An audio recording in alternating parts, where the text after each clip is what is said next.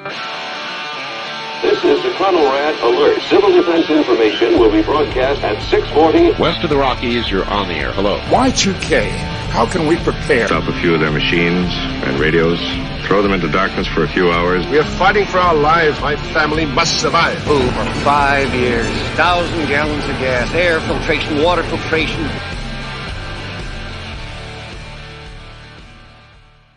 Coming at you from the frozen tundra that is East Central Alberta, Canada. Streaming live on YouTube, Facebook, Twitter, Twitch, Rumble, and Odyssey. Welcome back to the workshop where we create community, find freedom, promote preparedness, and share success. I am Toolman Tim. Beside me is Mrs Toolman, and today is April the 7th, 2023. And tonight is episode 286 of the Workshop Podcast. In just a minute, we are going to discuss Mrs. Cook's leaving on a jet plane and coming back again. So before that, let's get the announcements out of the way, especially for the benefit of the audio crew. Number one, today's tool is something I used today to put together some furniture for the daycare, and I love it. It's the NEIKO 11-piece Allen key impact set. The thing's like, it's way less than $15. Hey, Byron Roberts, good to have you. It's less than $15 on Amazon. Links into the description today. Number two, Patch of the Month Club. If you're thinking, I wonder, should I? The answer is yes, of course. So here's a couple. We got, how much is that in freedom units? We got 2 is 1, 1 is none, 3 is a guarantee. My personal favorite recently, shoot, shovel, and shut up. And how about this one right here, the one that I forgot to send Chris Dixon? Can I drink that fuel? So you get one of those every month, which they're worth $10 in and of themselves, but it goes to support the workshop. So patchofthemonth.co, go by there, sign up, $10 a month, $100 a year. Easy as that. Hey, Haas, good to have you. Number two, the Telegram group, which we've talked about, we just topped out of over 200 members, which is great. 201 fellow delinquents over there. But what I want to plug tonight is the Telegram Ham Radio Study Group. What's really cool about that is it wasn't something that I launched or anything. It was something that came from the community. And so we've got 10 members over there now. And basically what happened was a bunch of us decided, hey, you know what we need to do? We need to study and get our ham radio study guide and get our license. So anyway, Hunter and Yozik and Nate and all them over there, they launched it. I believe it was Hunter that launched it originally. I hope I'm not wrong about that, Hunter, and if I am, no. Anyway, so it came out of the community. So the thing is, it's just a ham radio group, basically an excuse for Nate to get drunk over there. But no, it's a place to study. So if you want to learn, come by. The link today is in the description. I'd love to have you. We'd love to have you. And finally is the Living Free in Tennessee workshop, somewhere we're going to be in less than 3 weeks, right, Mrs. Cook? Yes. I am excited. So it is April 20. It actually runs a little, so 27th, 28th, 29th. It's basically a Wednesday to Sunday event, which is incredible. You get all your meals. You get to hang out with some pretty cool speakers, a little bit of swag to bring home with you, place to camp, and all the socializing, drinking, and eating you can do. It's a lot of fun. The old fashioned went down. Oh, sorry. The old fashioned went down strong on her. Yeah. So anyway, Living Free in Tennessee. There's still a couple of tickets available if you want to come and hang out in person. It's going to be a lot of fun. We love it. We always enjoy it. So with that is the announcements out of the way. So what are we drinking tonight, Mrs. Cook? Your old fashions. Yes. Wouldn't even share your Eagle Rare with me. No, this is Four Roses. I thought I'd pick you something smooth and cheap. So just in case. Yeah, you know? just like you. Yeah. Smooth and cheap. Oh, yeah. But I didn't bring it in. I should have. It's out there sitting on the bar. But it is a brand new orange bitters.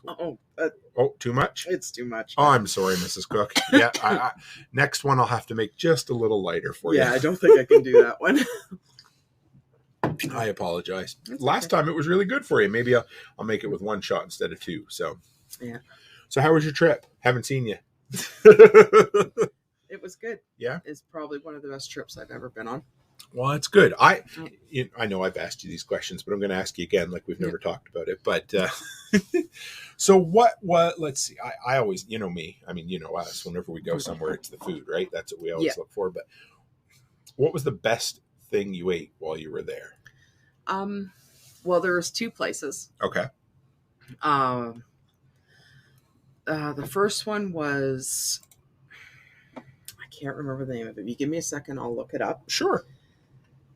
Can I look into my Google reviews? Are you able to do that? Maybe. I'm not really sure.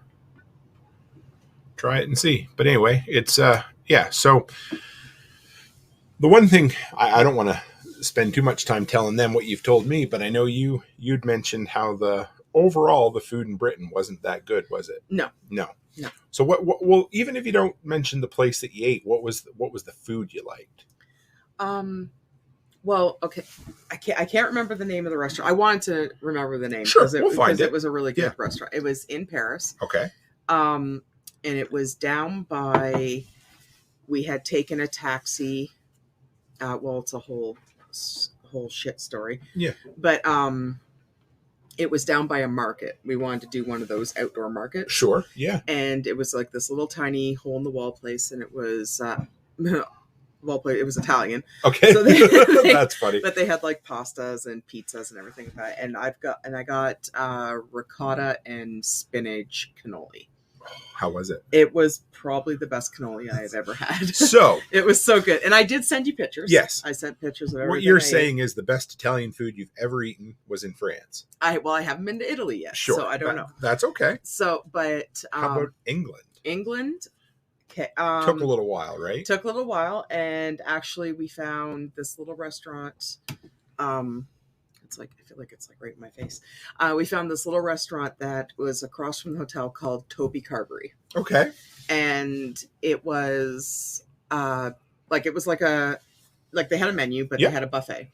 And on the buffet they had pork roast, gammon, turkey, and roast beef.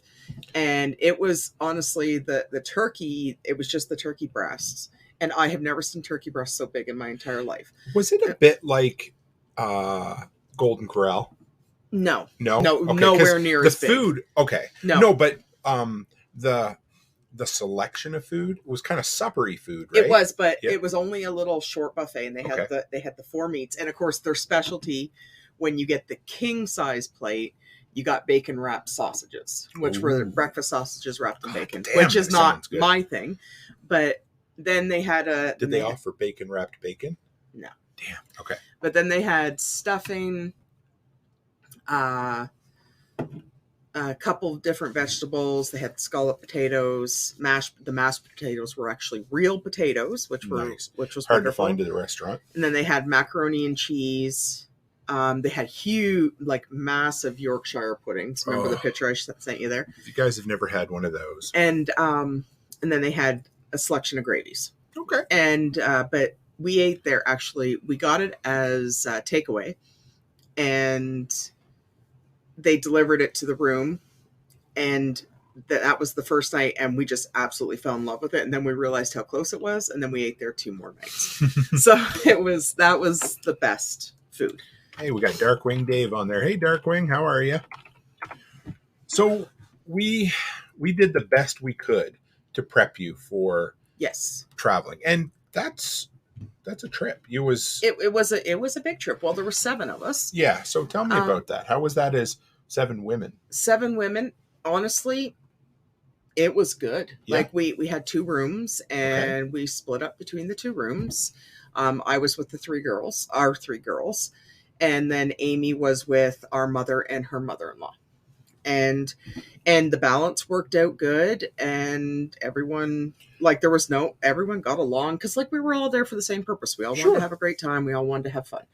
And did you ever feel out of place or uncomfortable anywhere traveling as women? Never. No? Never. Nope. Never had anybody bother you or anything like that? Nobody ever bothered us at all. Like there was a little there was a thing in Paris where we were waiting. Well, that's a big story. We were waiting for the bus, and we asked some road crews, and there was 3 of them, and then you asked them if they speak English, and they're kind of like, then they got a little flirty.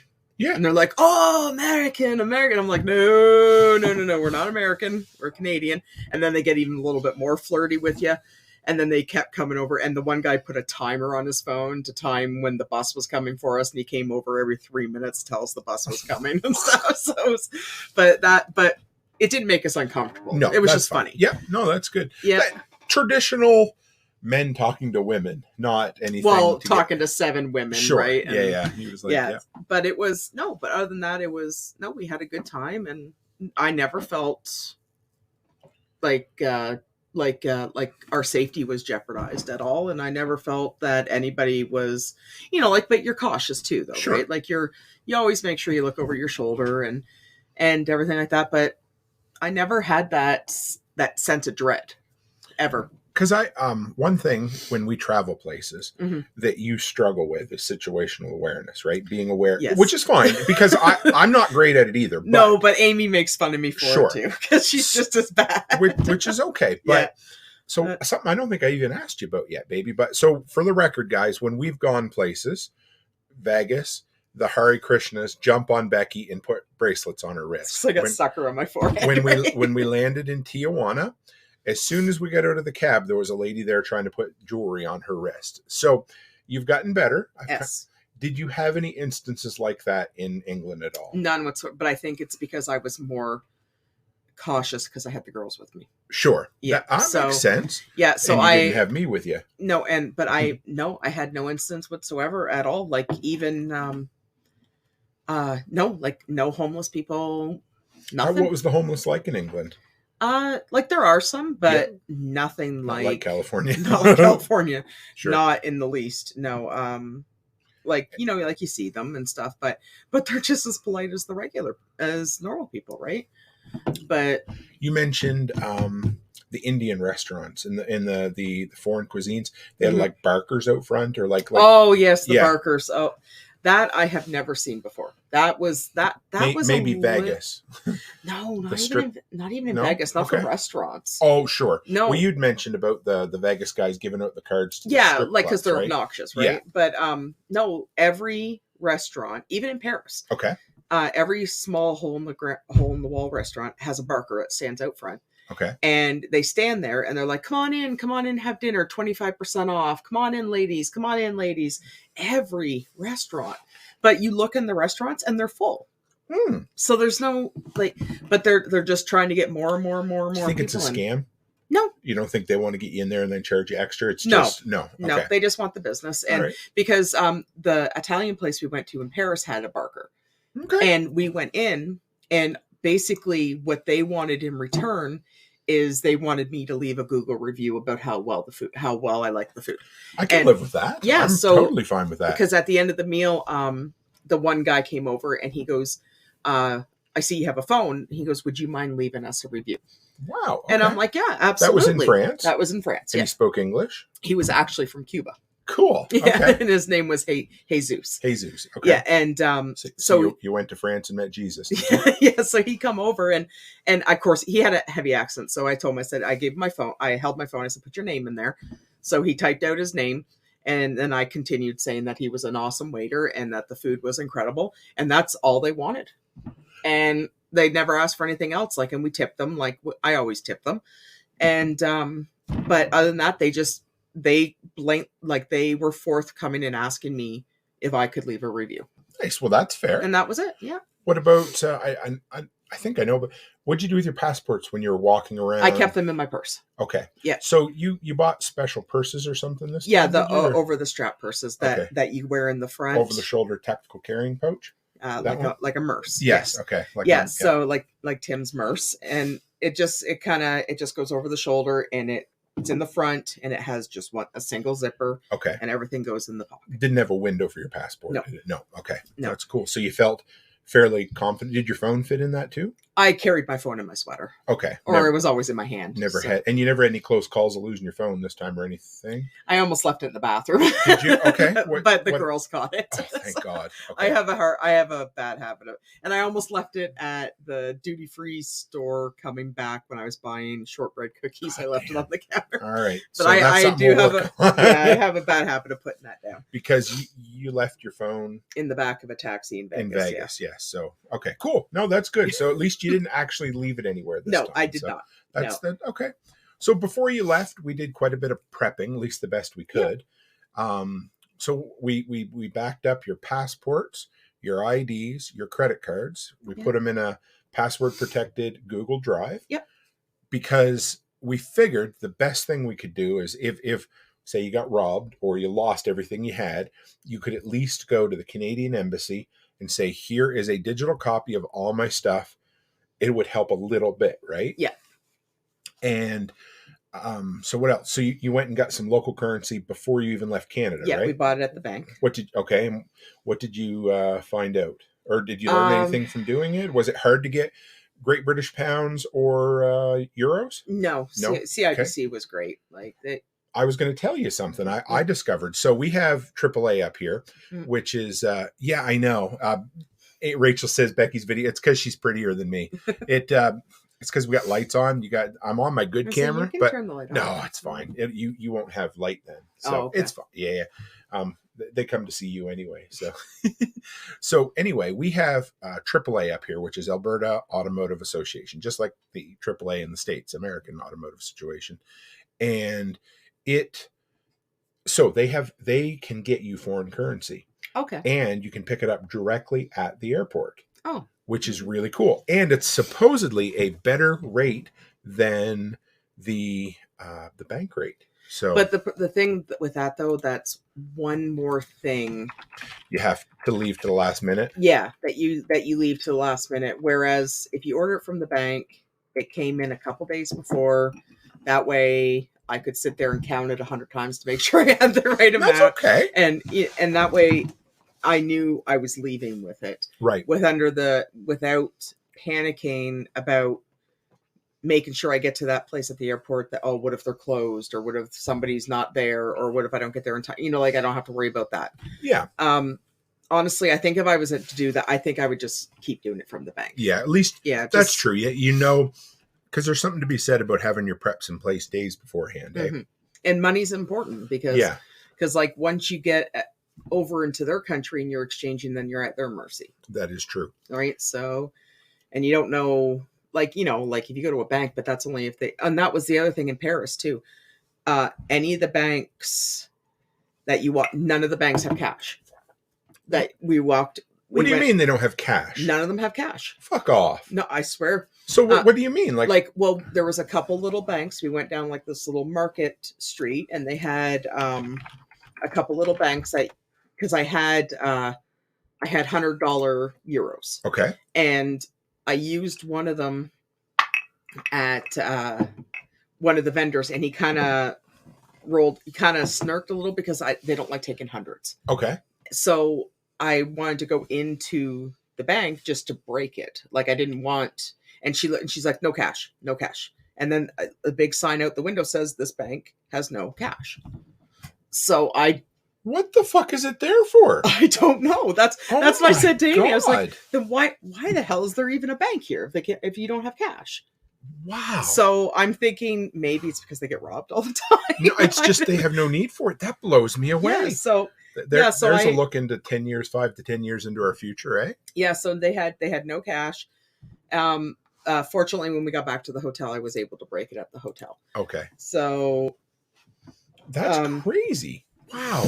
Yeah. That blows me out. I had no idea. I mean, I knew that basically the European system runs electronically, but I had no idea that you couldn't even get cash at a lot of the banks. Yeah, well, and that's the other thing. Like if you're going over there, don't take big bills.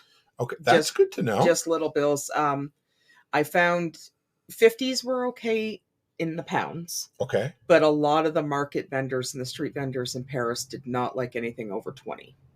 Really? And I think it's because I think it comes down to the fact that if you're giving them 100, then they have to take out their big wad of cash. Fair enough. That exposes them to people who are looking to see how much they have. Did the market vendors take things like tap or anything like that? Oh yeah, everyone had debit.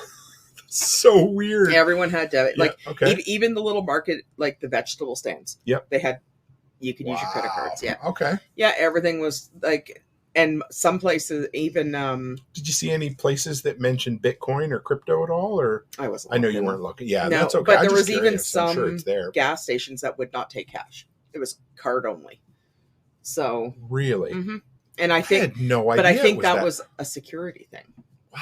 Because they probably, So you could not go in and pay cash at all. No. And if you tried, they go, no, like this, like you're giving them poison or something. I didn't. Card. That's so you're just like, okay, well. I didn't know that. I didn't even know we were going to go down this rabbit hole. I didn't ask you, but that's fucking insane.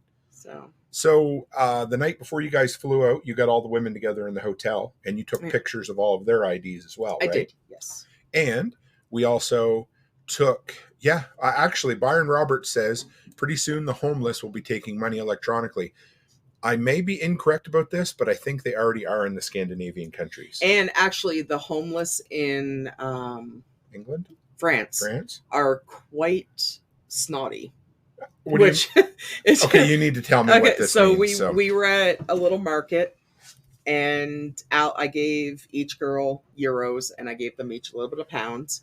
And this homeless lady came up to Alice and Gracie and asked if she could give her some money. So she pulls out a couple change, some euros, just the change euros. Okay. And she goes, no, like this.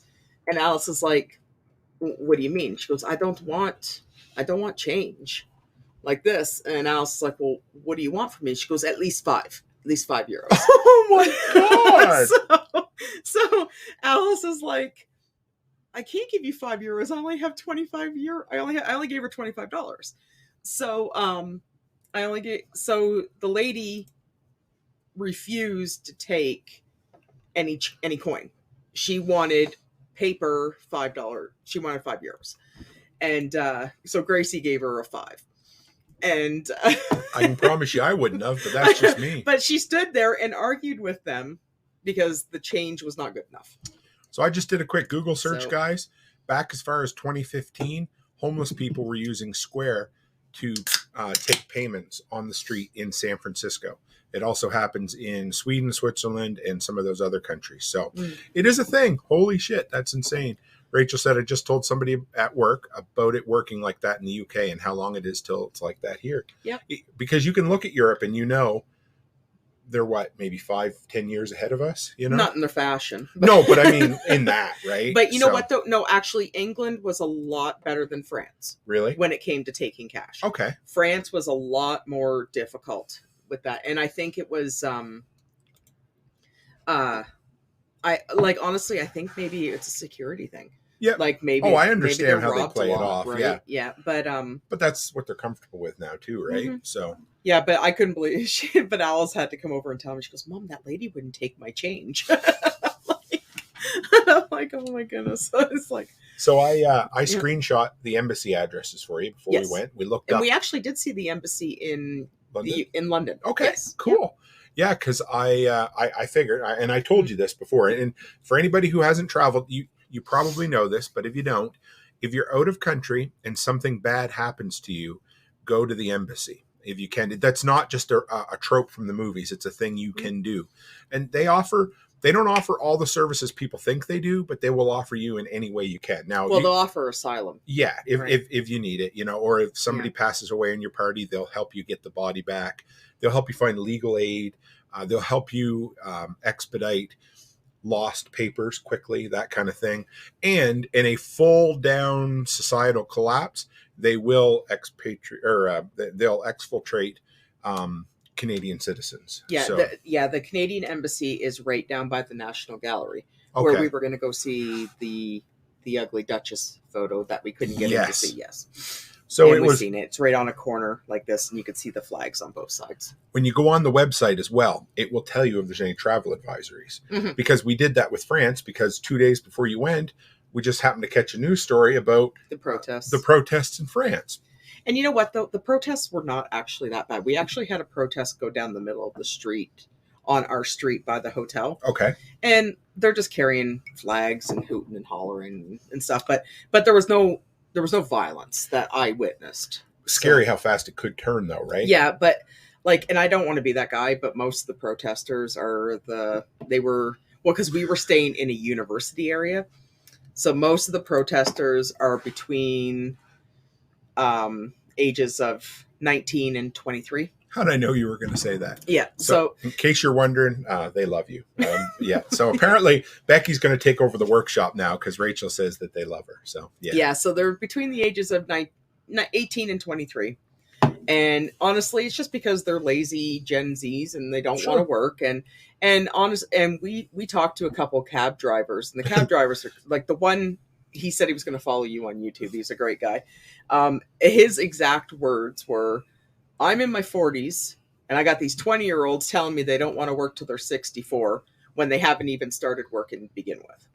So basically the retirement age is 62. They want to raise it to 64. Right. And he was like, "Oh, boo-hoo, they have to work an extra 2 years." So he didn't. Yeah. He thought it was just a waste of time, and he lives there. And he said it was just ridiculous, and they were just being high maintenance, and they just need to get over themselves. What was so you talk like the man on the street opinion of Canada? What was it?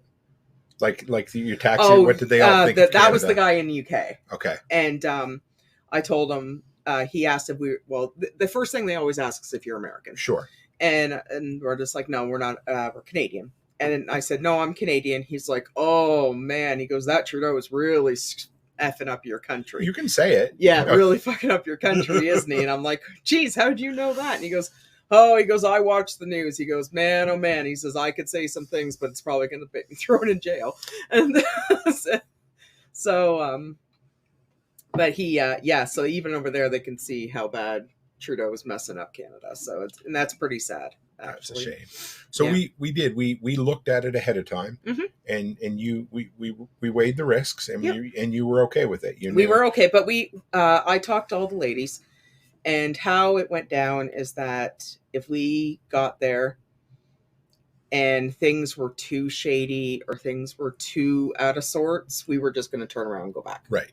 Because it doesn't take long to get out of the city there, does it? No. Well, but to drive there, it was only 2 hours. Right. So it would have just been a 2-hour drive. And honestly, the first day that we were there, I was ready to pack it in and go the hell back. And it wasn't because of the protests. So have trouble finding parking? Oh, I had trouble with everything in that city. Let's back up before you talk about France. So Mrs. Cook, the crazy woman that she is, told me before she was going that she was going to rent a 9-passenger van and drive all the fuck across Europe. Well, two countries. And so you did it. I did it. How did that go?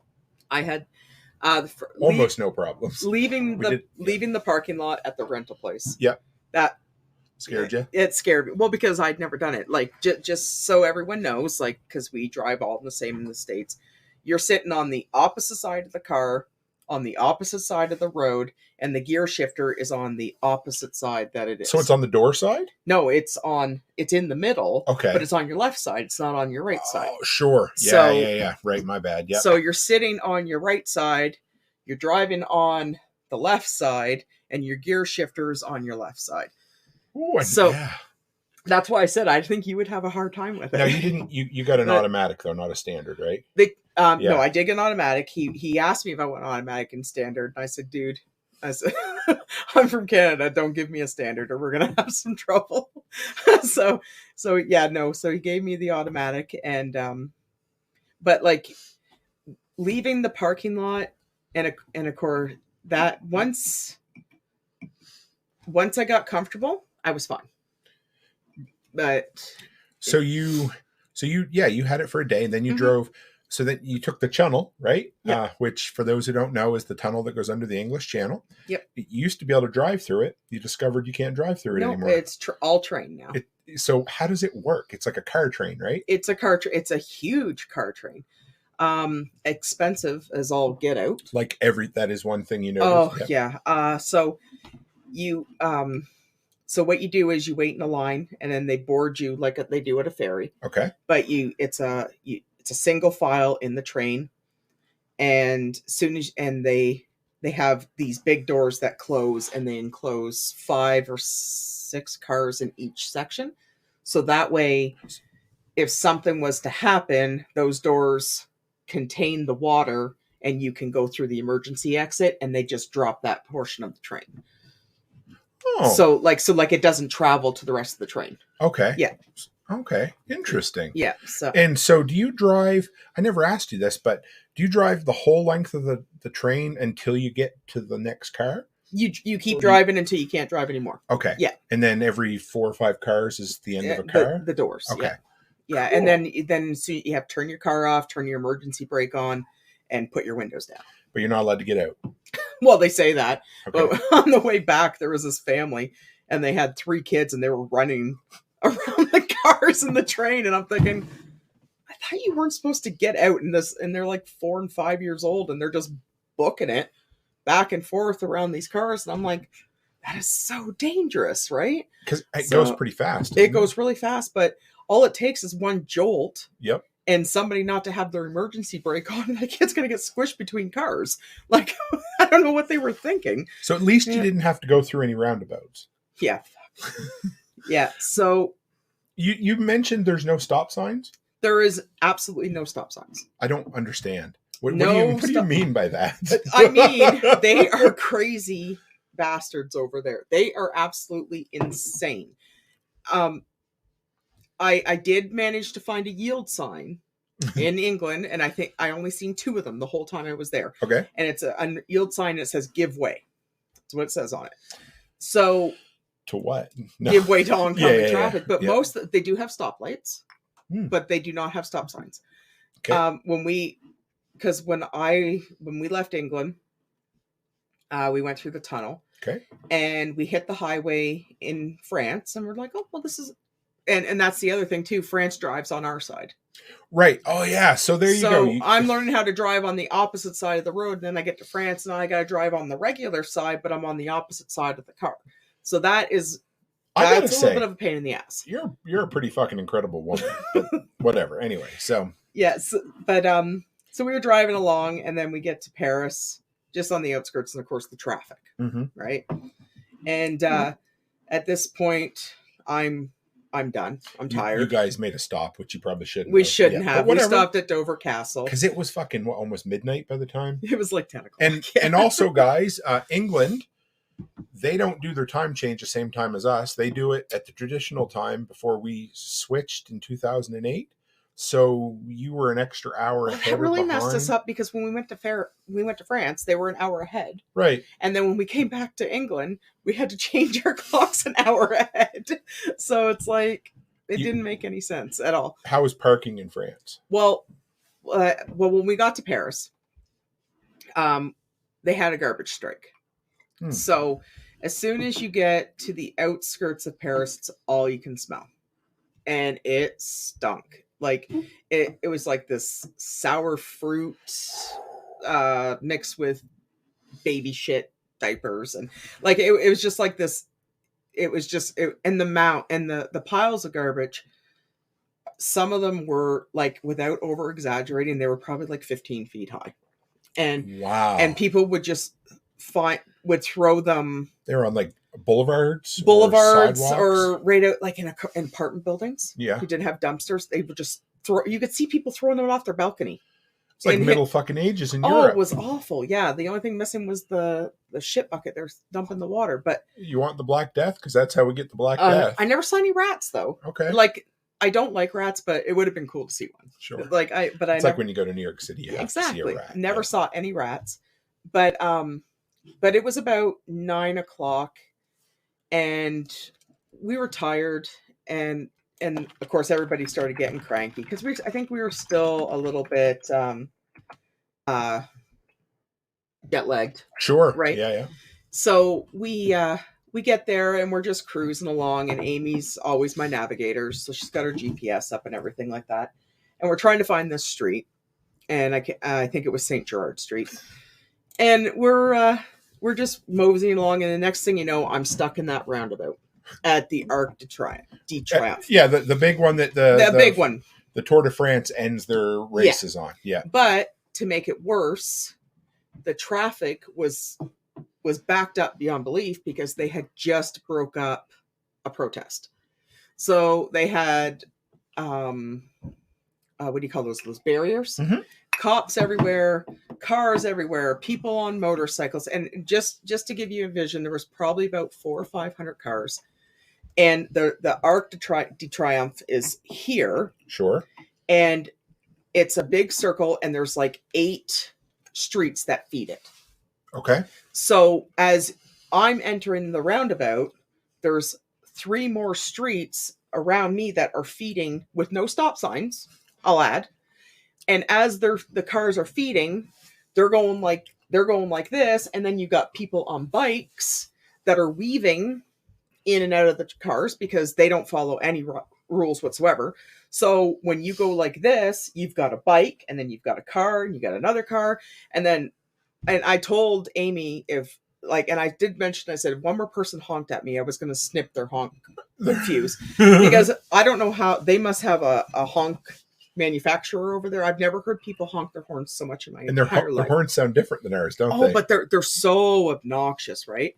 And so they but they're just all coming in, and then we're going around, and of course I missed my street. Yep. And by this time I'm like, my stress level's up here, and I'm just like, whatever. And then and of course everyone's all stressed out, and they're like, well, we got to get this, screw this, we're going around it again.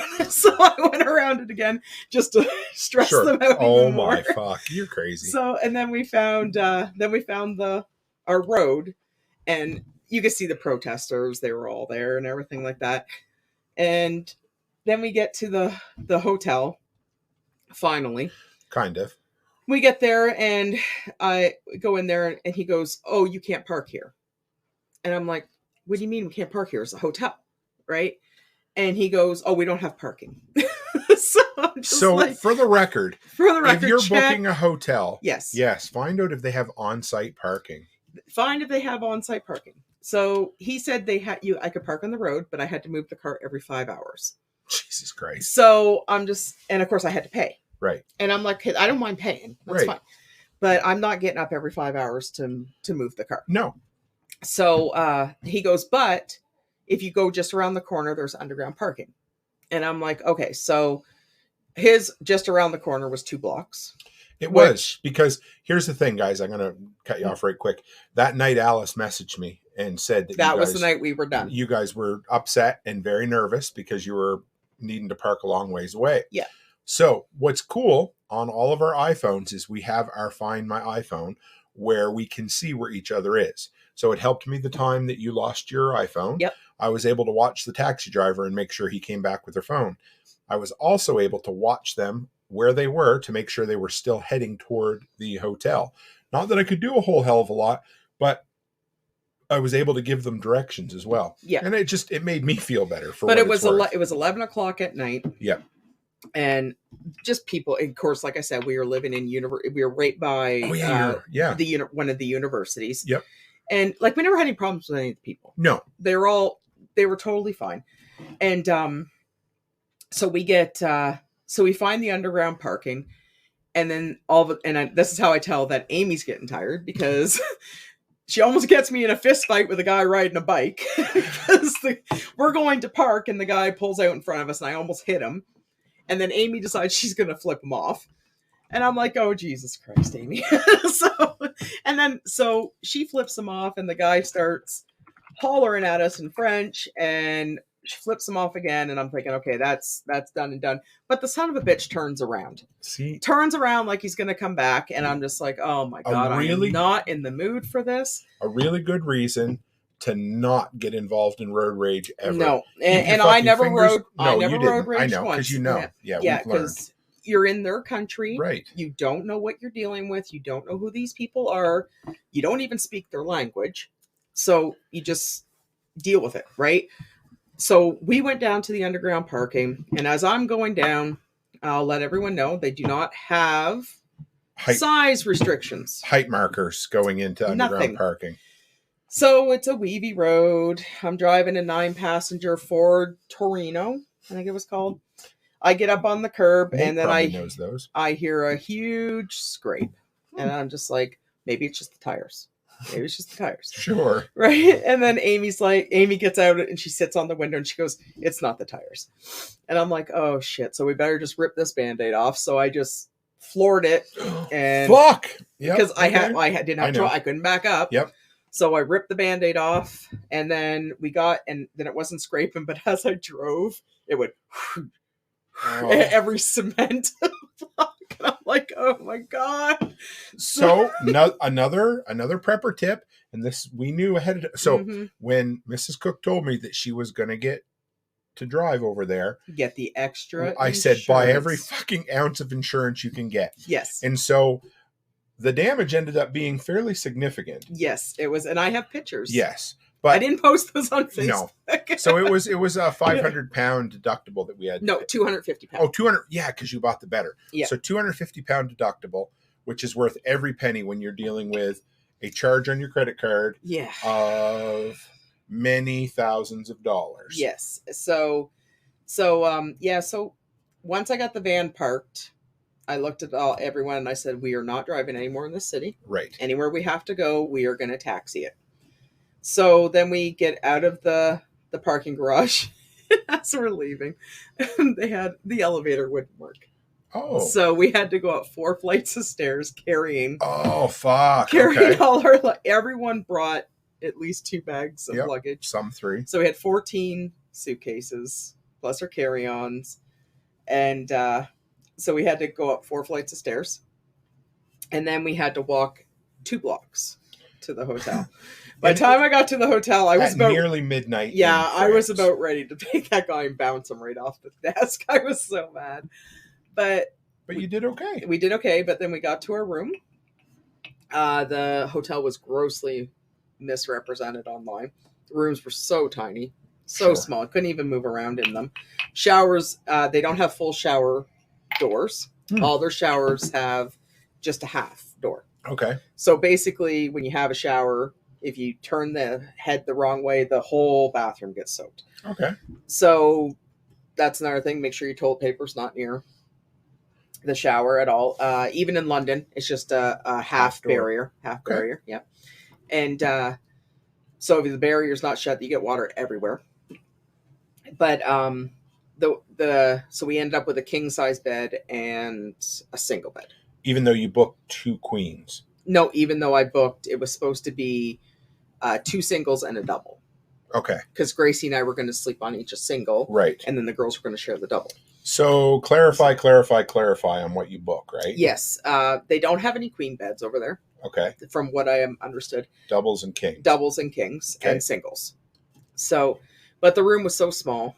And the air conditioning, they didn't work at all in Paris or England. Yep. But we couldn't open our window because as soon as you open the window, you get that fresh aroma of garbage. And, but then we were heading we all went to bed anyway. The breakfast was incredible. They don't tell you that the breakfast costs €15 a person. That wasn't listed on the website either. So read your reviews. Yes, Because you're pretty good at that, but once in a while you get hit with it. But this was the best hotel I could find in Paris that was affordable, right? Because I didn't want to pay hundreds and hundreds of dollars for a night. So, but the breakfast was good. Was it worth €15? No. But it was good. And then, so we would the taxis in Paris were good. Good. People were nice? No, they're not. No. People in Paris are not nice at all. What was the language like? Were you able to, because everybody, most people do speak English. You just go up to them and they'll say bonjour, and you just say bonjour anglais. And they'll say little bit, or they'll say no, or they'll say yeah. And most of your shop dealers, most of your taxi drivers, most of your ticket sales, they all speak English. Okay. Like it's broken English, but you can understand it. But if you always ask them anglais, they'll answer yes or no. Okay. So they're not as ignorant as people from Quebec then? Oh God, no. No, thank God. But they are rude. Okay. They're so rude. They drive like they're absolutely on meth. They're insane. Just wanted to tell you that you just broke a record for your episode. It's we got 17 live viewers right now. That's the most any of your episodes have ever gotten. So apparently it's nice to have a pretty face on the screen, right? So, but I got a question for you to answer after 2 if you want to answer. Yep. So, so they, so we went for a walk the next day to take pictures and everything. We realized we weren't actually that far from the metro station. And yeah, so share your story about the subway. So we went to the metro, and we get down there, we buy our tickets, everything. And no signage, no warning, no nothing. Nothing. And the lady hollered, she goes, your train's here. So we started booking it, and of course we just missed the one train. Okay. So we're like, okay, well, the next one's coming in 15 minutes. So we're standing there and on the thing, and then we're like, realize, well, geez, we've been staying here for a half hour. What the hell's going on? And then next thing you know, the lady who sold us the tickets comes down, and she goes, no train, go, you have to leave. They went on strike. So between the time you bought your ticket and the time your subway was supposed to show exactly. up. So the subway drivers went on strike. So but she said we could use the tickets for the bus. Okay. So we went up and we got on the bus. Well, we went to the bus stop. We ended up waiting like an hour and a half because all the buses all of a sudden were overwhelmed because the metro was on strike. Sure. So all the buses were, So we ended up taking a bus when it finally got there to the Eiffel Tower. And we get to the Eiffel Tower. We're all pumped about it and everything. Alice had a little bit of a breakdown. She was starting to cry because she didn't want to go up it because she's scared of heights. And I got her all convinced. I'm like, Allie, we're just going to go up to the first platform because that's as far as I'm going up. Get all the way there. Yeah, they're on strike. So it was you wouldn't do France again, would you? Absolutely not. So we couldn't go up the Eiffel Tower because they were on strike. So then we went on a boat cruise, which was really nice. It was really nice. And then we went back. By the time we did all that, we went back to the hotel, and we got food. They do have it's called Just Eats, which is just like Uber Eats. No, they have Uber Eats. Okay, and Just Eats just like Skip. Okay, which I think Skip's only Canadian. Yeah, but it Just Skip Eats is just like So they do have Uber Eats, and so we got that delivered, and then we had then the next day we went to the Louvre. Yep. And to see the Mona Lisa, which was everybody warned you it's not worth it. Right? No, but it was the Mona Lisa and the statue. David. Not David. No. Oh, Venus de Milo. Yeah, so Venus de Milo was absolutely beautiful. That's crazy that they could do that way back then. Yeah, so it was out, and the Louvre was absolutely beautiful. Okay. And like a lot of people. So what was your favorite thing about France? Probably the Louvre. The Louvre? Yeah. And you wouldn't go again? I would to the Louvre. Would you? Okay. Yeah, I really, because there was some exhibits that we didn't get to because everybody was done. Because a lot of people. A lot of people. Compact in France too, even. Like, I'm going to ask you while we got a break here. Haas said, did you carry any kind of protection while you were there? Pepper spray, knife, etc. And do we know what the laws are? So we did talk about it because you normally carry a knife in your purse. I do, but I didn't. But you downsized to just a very, very small purse for security reasons, right? Yeah. Well, we joked. I joked with the girls because, we made sure the girls walked on the inside and everything like that, and we joked with them. And you always traveled in a group. We always traveled. We never separated. Sorry, I cut you off, but And Amy and I joked that we had thunder and lightning. Oh, your arms? Thunder and lightning. Yeah. But, no, there was never any point the whole time I was there that I felt like I had to have something like that. Because we looked, I've looked ahead of time, and it's why I didn't even suggest it to you, because the rules about carrying anything for self-protection in England you can go to jail for. Oh, their rules are really, really strict on a lot of stuff which over there. Sucks. Yeah. But the last thing you want to do is end up in a foreign country getting arrested for a concealed carry weapon, right? Yeah. So, well, if you're going to, make sure it's the UK, not France. But you guys stayed in a group of 7 all the time. All the time. Nobody bothered us. Yeah. Then there's power in a group too. I mean, it's not perfect, but it helps. But there's a lot of tourists. Sure. Right. So honestly, I was more worried about someone coming by on a bike and ripping my phone out of my hands. Yeah. Than I was, because when we were in England at the taco place. Okay. There was 2 young girls there, and a homeless lady came in and stole the one girl's phone off the table. Shit. Yeah. Wow. So, she was asking them for money, and when she pocketed her phone and took off, and they didn't realize it until they went to go leave, and her phone was gone.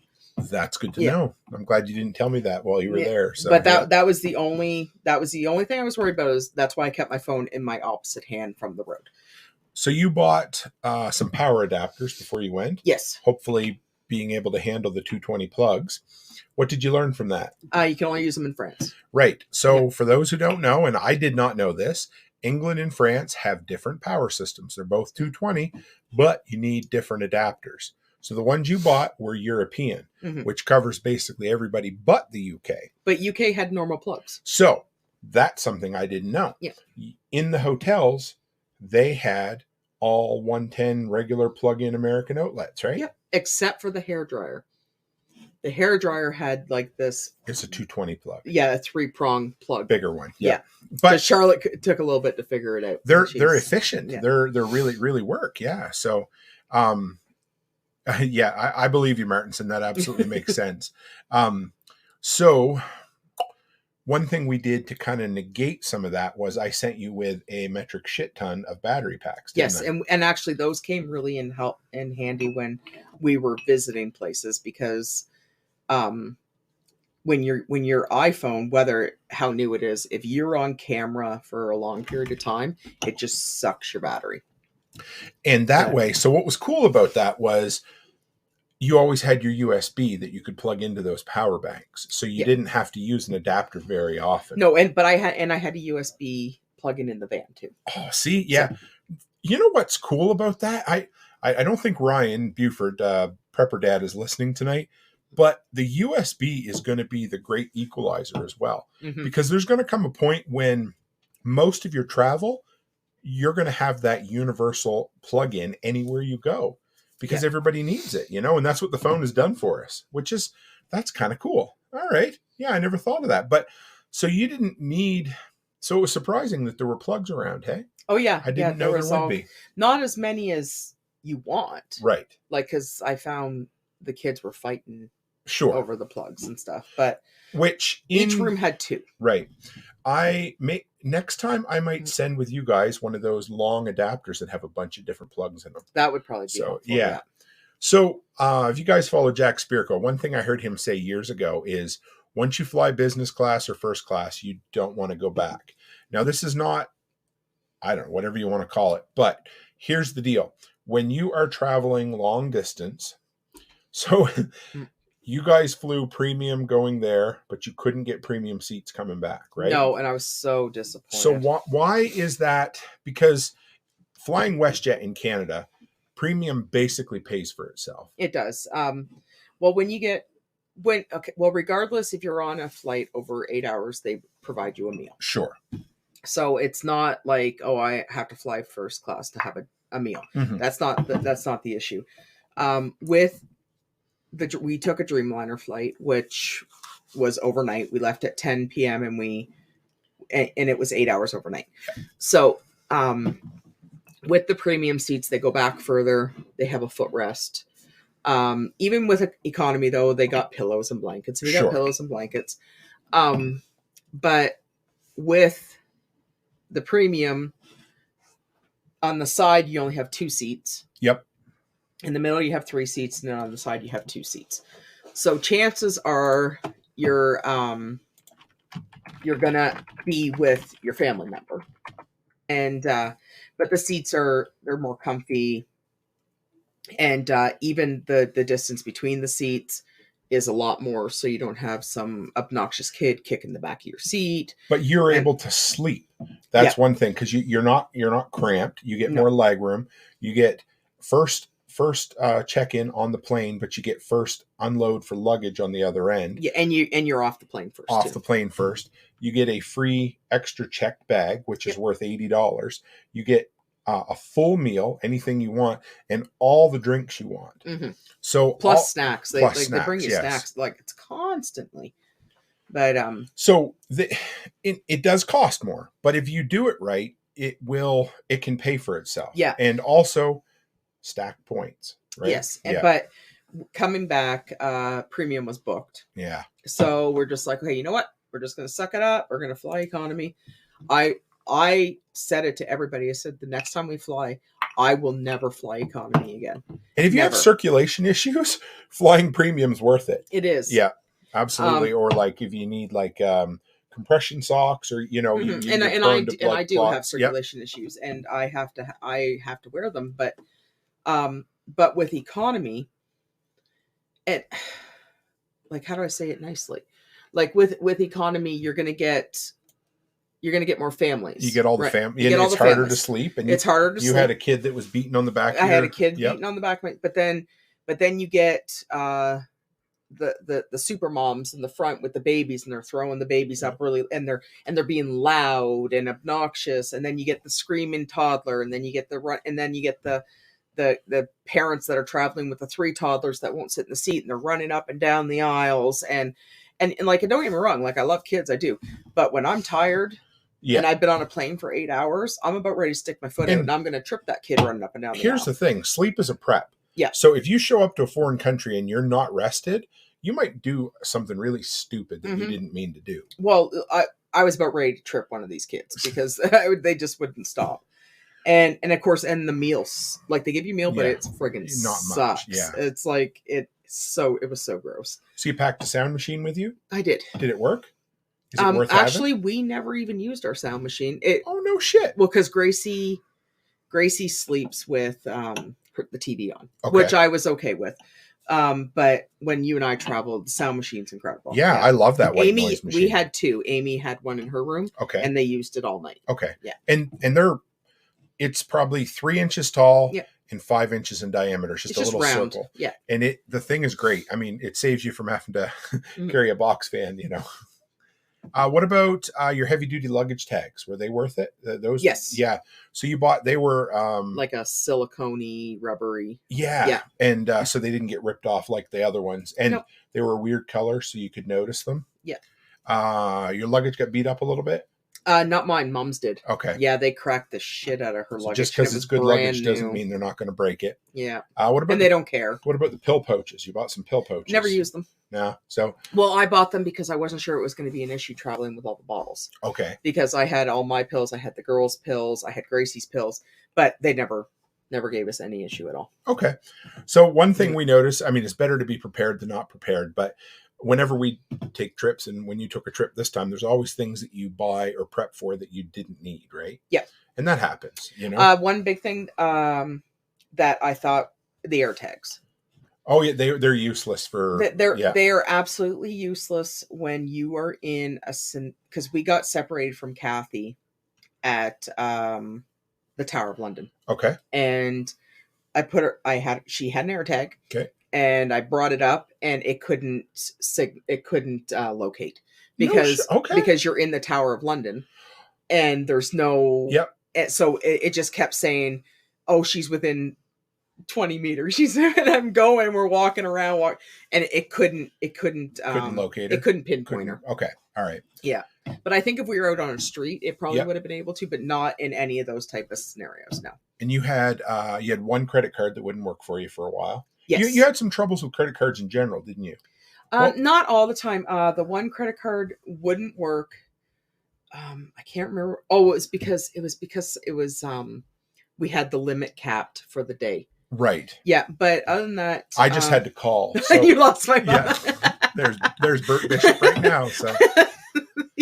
So we found her. She's back. Relax. Like I said before you left, I told you, expect to deal with some unexpected things, right? Yeah. And you did. You never. Well, and just so Barrett knows, Barrett, your mom's a ninja. Okay. Yeah, she just I have never seen somebody so little move so quick in my entire life.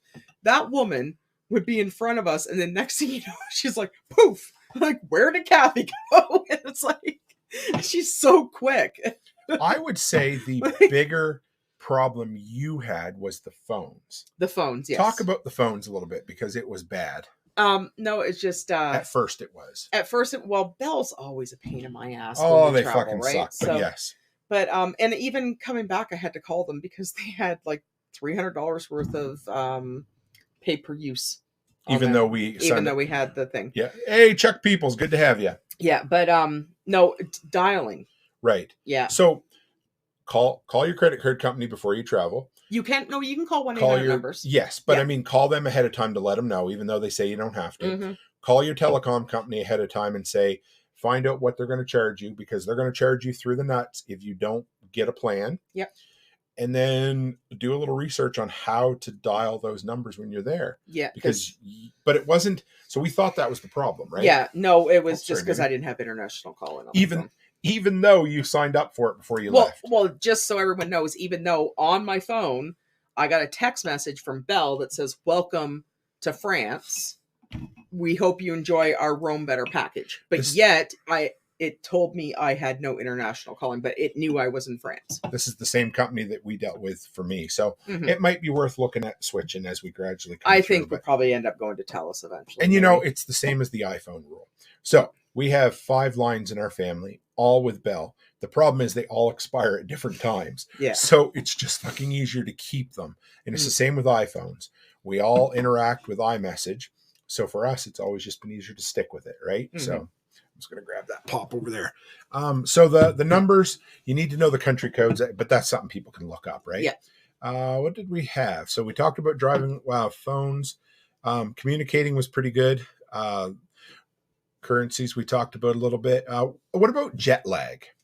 I never really had much. I'm feeling it today. Sure. Okay. Yeah.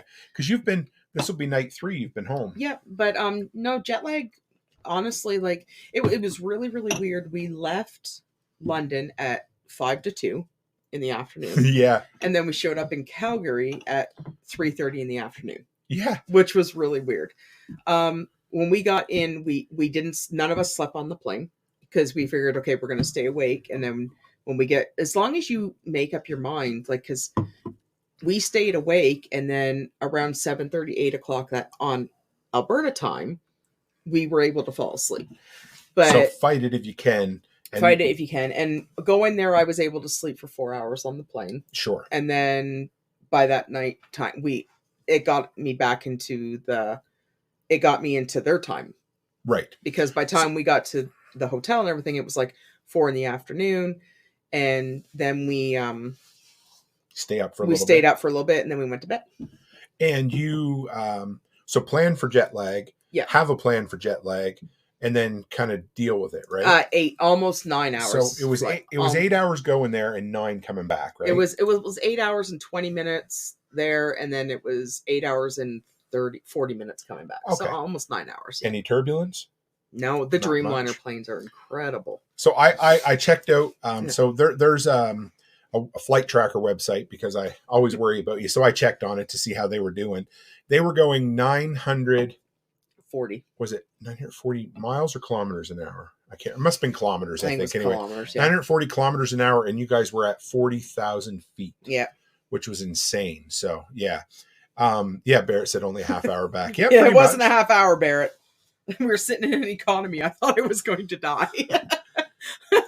So what about pre-booking tickets, time slots? We did learn Paris. We weren't able to get to the catacombs because I guess you had to pre-book your tickets. London, the best thing to do is to make sure all your tickets are pre-booked. There's a lot of the places it's not so bad, but like Hampton Court, Windsor Castle, and Westminster. Or no, sorry, not Hampton Court. Windsor Castle, Westminster Abbey, and Tower of London, and the Tower Bridge. When you booked your ticket, you had to book your time slot. Okay. So is that a COVID thing, or do you think that's that's because it's a crowd thing. It's ridiculous. So they only allow so many people in that time slot. Okay. And so if you miss your time slot, they're not going to let you in. Okay. So you're fucked. Yeah. And you lost your money. And you lose your money. Yeah. Now, but if you're nice to them, they will let you rebook it to a later time slot. But and same with who else was that? Oh, the baths. The Roman baths. Yes. Yeah. We had to book a time slot. And so that definitely is something, but don't do it until you actually get there. Because most of the places you can book like the next day. Okay. But you want to make sure that you're booking it accordance to weather.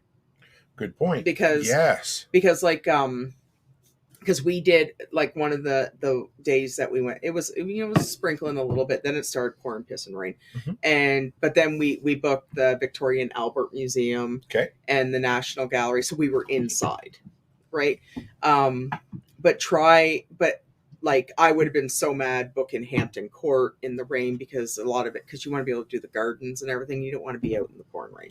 One tip you mentioned to me, and I'll get you to talk about it a little bit, because when we first met, I was very much book every fucking minute of every day. Yeah. And you were, hey, let's go fly and see what happens. And what we've discovered was, if we do it my way, we get stressed out. And if we do it your way, we saw nothing. Yeah. So you've developed a little better system now, haven't you? We have. Kathy called us Cobby Wobbles. Whatever the hell that is. It's what it is. It's basically it's almost a pre-booked trip, but not fully booked. So you book 1 or 2 events every day. 1 or 2 events every day that you don't know, because you don't know how long they're going to take.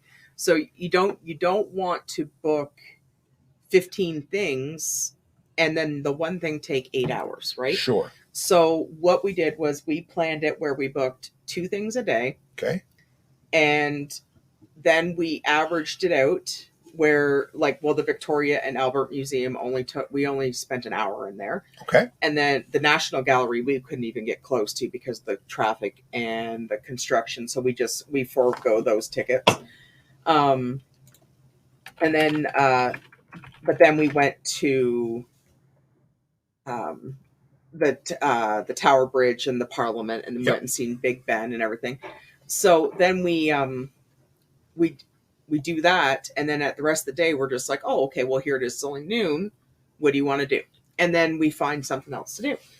But it was but then you don't feel like you're being overwhelmed either. Sure. So like a rigid flexibility, right? Plan 1 or 2 things. If you get them done quicker, then fart around and find other things to do. And sometimes we're just driving along, like when we were going to Paris, we were driving along and it was only 11 o'clock in the morning, and we seen the sign for Dover Castle and the White Cliffs of Dover. So I said to Amy, I said, hey, you want to go to Dover Castle? And she's like, sure. And then off we went, right? Maybe planned spontaneity. Yeah. Yeah. Yeah. So, and then we spent, we spent like 3 or 4 hours at Dover Castle and the White Cliffs, and then we headed on to France. Yeah. What were the grocery stores like over there? Grocery stores are disgusting. They're not really grocery stores, are they? They do have a big one called Tesco, and Budgeons.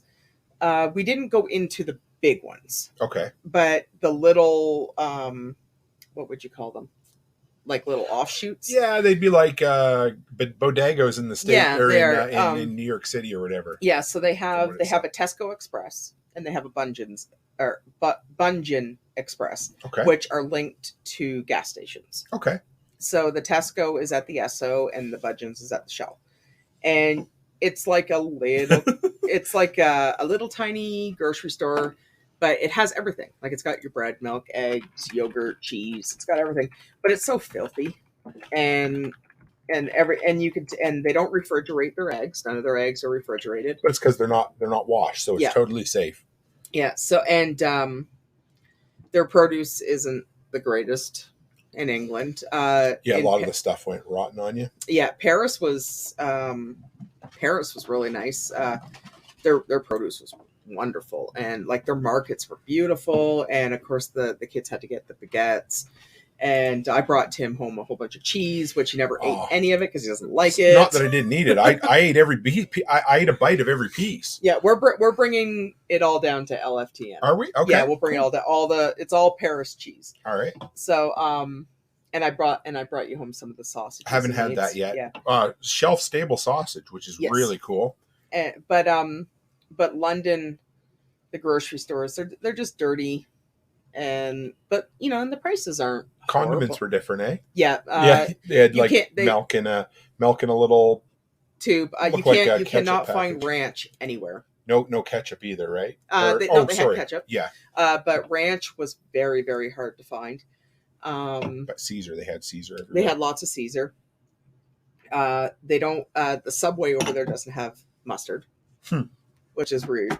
I have never seen so many Burger Kings in my entire life. Their Burger Kings are like our McDonald's. That's insane. Which is really weird. Sure. Lots of Starbucks. Starbucks. Yeah, everywhere. they're everywhere, aren't they? Yeah. You told me that London had a distinct odor to it. Everywhere we went in London smelled like cat piss. Cat piss. It's like cat spray. Were there cats everywhere? No cats. Never saw one cat. But Was then it homeless piss? No, we came to the conclusion it's a shrub. Oh, that's over there. Oh, I bet you it's those little cedar shrubs, isn't it? No, it wasn't cedar. Okay. It was. They had these shrubs everywhere, and they smell distinctly like cat spray. Well, now, and that's the conclusion we came to anyway, because we were smelling it at Windsor Castle.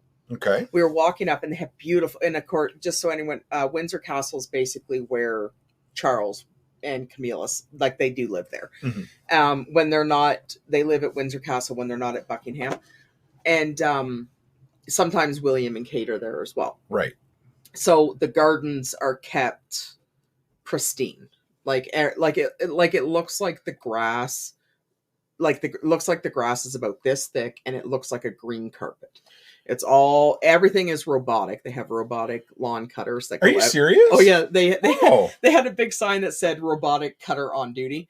And so and the rose bushes are like, nothing is out of place. Everything is pristine. Everything's in Just place. wait till Skynet takes over. And but as you're walking up, you're like, oh my goodness, these gardens are beautiful. And of course, all their daffodils were coming out, and their tulips were coming out. Cherry blossoms were on the trees, and you're walking along, and all of a sudden, you can smell cat piss. So and it's the shrubs. We think it was the shrubs, because between Paris and France, we never seen one cat. All kinds of dogs, but not one cat. Were there any Oriental food restaurants around? Oh yeah, everywhere. Yeah? Yeah. Could that... I highly doubt it. There's more... Actually, I don't know what you think I'm getting at. There I'm was just more asking. Indian restaurants than there were anything Chinese like that. Food restaurants? Yeah, there was more Indian. But we just... So, but just the gardens alone... Windsor Castle was pristine. It was incredible. Okay. What about you took this is the first time you've ever traveled with a laptop, right? Yeah. And what did you think of that? Well, I had to, because I had to do work. But was it so you picked an HP with I think I got you a 17-inch monitor, right? Mm-hmm. Yeah, it's huge. Do you need a mouse? How was that? Do you mind the trackpad? No, I don't mind it at all. Okay. No. So, because I think I'm going to travel. Well, we're going to travel with that one when we go to Tennessee for live streaming and work. Yeah. But it'll be nice. We're going to take this, and we may even take our one camera. I don't know. You got a camera built into yours? Yeah, of course you do. Yeah. This isn't 1998 or whatever, right? So, what was your favorite thing you ate when you were there? If you had to pick one meal, was it the Toby Carvery? The Toby Carvery, which was like, how do you want to put it? Looked like East Coast supper food, didn't it? It did. It looked like a Thanksgiving dinner.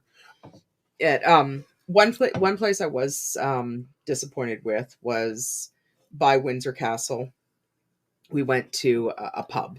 Okay, that was the big thing. We had to try pub food. Yep. And I got they call it sausage and mash now, but it's supposed to be bangers and mash. Why don't they call it bangers anymore? I don't know. Is that okay? So they call it sausage and mash, and then I got a steak pie. One thing I will say about the British, their pie crusts are incredible. Okay. They know how to make a pie crust. The steak pie, they have no flavor.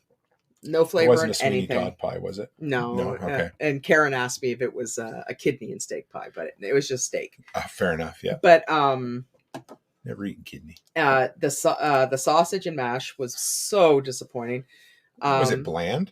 Well, it was instant potatoes. Oh no shit! Okay. Which was so disappointing, and the sausage had this weird spice in it that was a little too peppery for me. Okay. So I couldn't either the food is no spice or too much spice, and but the steak pie had no flavor at all. It was so disappointing. Unfortunately, the Brits aren't known for their food, are they? They unfortunately are not. Did you try any fish and chips while you were there? We did. We got fish and chips the first night. How was that? They leave the skin on the fish, which was kind of disappointing. But it was haddock, And the fries were incredible, and it came wrapped in the paper. And the piece of fish was probably about 12 inches long. But it was skin-on fish, right? Which is something you would never see on the East Coast in Canada. Deep fry. It was deep fried, right? It was deep fried. You would never see skinned-on deep fried fish in Nova Scotia. No. But anyway, no, but it was good. It was really good. So Nate wants to know: do they have Miller Lite on tap like we have Guinness? Did you happen to notice? No, but at the pub we were at, they had a whole huge selection of beer. And the first thing I was like, "Oh, Tim would love this," but I couldn't tell you any that. I didn't see any Miller. Did you happen to notice if it was cold or warm beer? It was cold. It was cold. Yeah. Okay. On the tap, it was cold. Okay. And they're of course, and they're big on their tea. Every restaurant we go has, they call it an English house tea. Okay. And so they, which is really weird because it smells like red rose. I think, yeah, because red rose is originally British tea, right? But they call it an English house tea. Okay. And all you have to do is just ask them for house tea. Nice. Did you have some? Oh, yeah. Yeah, a couple times when we went to that ELNN place. Tell them about your mudlarking. The mudlarking was really cool. Yeah, well, that's when the first night we realized that we're not taking taxis in Britain anymore. How come? Well, we took a taxi to the Thames. How long of a drive was it? Roughly? It's about an hour. Each way? The first way was £216, which works out to about around 400. I think maybe 300. Yeah. Anyway, coming back was £260. Wow. So it was almost it's probably about $800 a day. So just in taxis. £260 is $325 American car ride. Yeah. Yep. That was just one way. Right. Yeah. So you spent almost $700 on taxi in one day. So that will never happen again, will it? No, it would never. So we went to the Thames and mudlarking. They have like if you ever go, mudlarking is the best thing. They have a lot of rules. Yeah. You're not allowed to dig. You're not allowed to go any, like you can move. So what is it before you well, what it is, you're going on the Thames when the tide comes out and you're basically treasure hunting. Sure. You have to wear gloves because you can get wheels disease, which is from the rat urine in the water. So you can't, so you're not allowed to touch. That's so funny. You're not allowed to touch the water with your no bare cats, hands. no rats, but it smells like cat piss and there's rat piss in the river. Exactly. Okay. Well, they call it wheels disease. Okay. Which I guess can be pretty serious. And anything you take has to be washed, and we washed it all when we got back to the hotel. But you're allowed to keep anything that is of value has to be submitted to the Museum of London, and they decide whether or not you're allowed to keep it.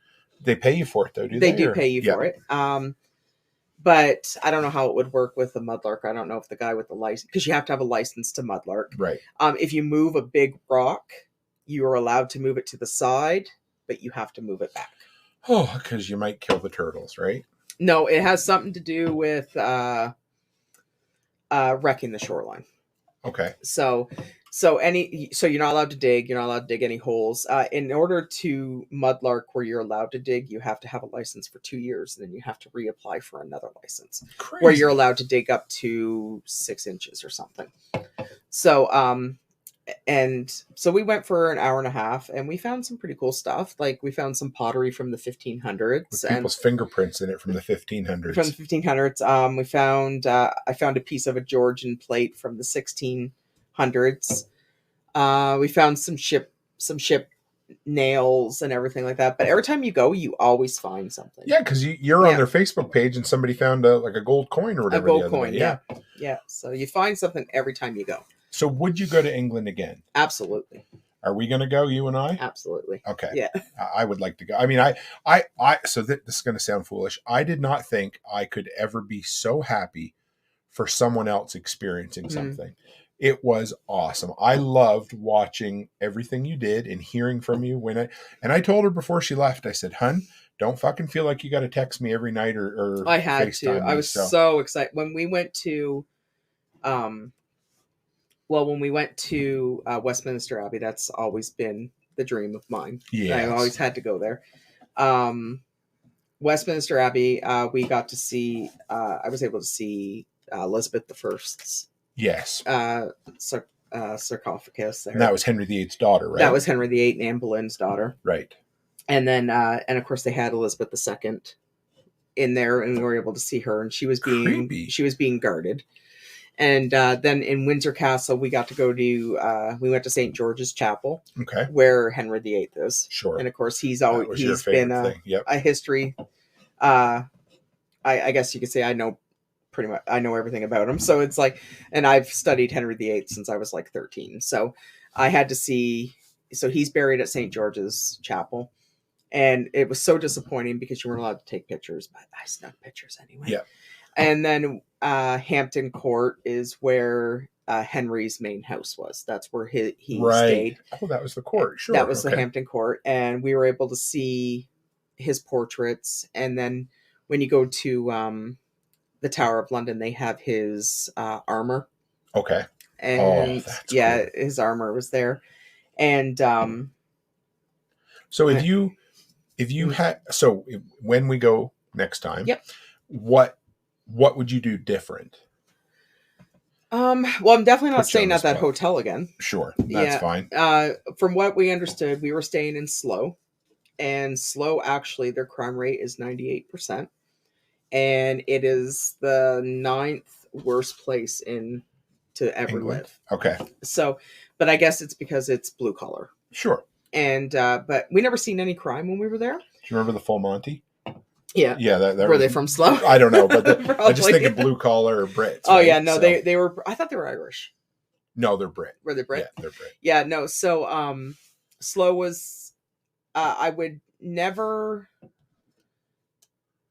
Barrett said you'd get a shorter vehicle. Oh, you did mention that, actually. Yeah, you would have got a smaller vehicle. Yeah, actually. Well, and that's the other thing, too. When we were parked at Windsor Castle, I think it was at Windsor Castle. I'm not 100% sure. Someone backed into us and cracked the shit out of the front of the bumper. Huge, huge crack. And I owned up to that at the...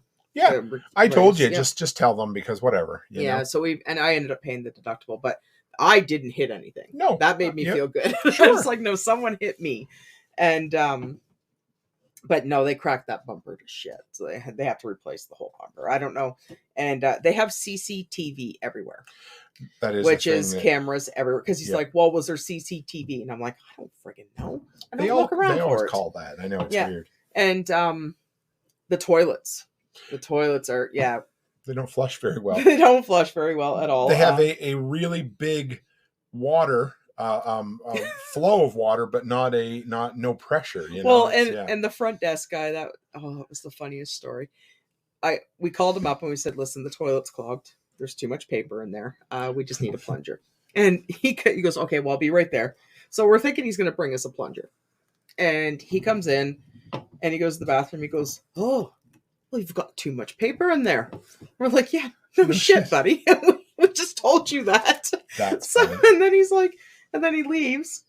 And then he comes back with another guy. And there's two of them. And they're standing in the bathroom, both wearing suits. Neither one of them know how to plunge a toilet.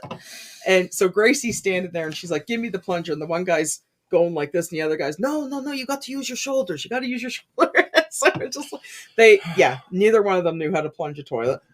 Learn how to use a plunger, folks. It's not difficult. So it doesn't need to be hard. You just need to build pressure. Yeah, they didn't know how to use a plunger. That was something. Two grown men.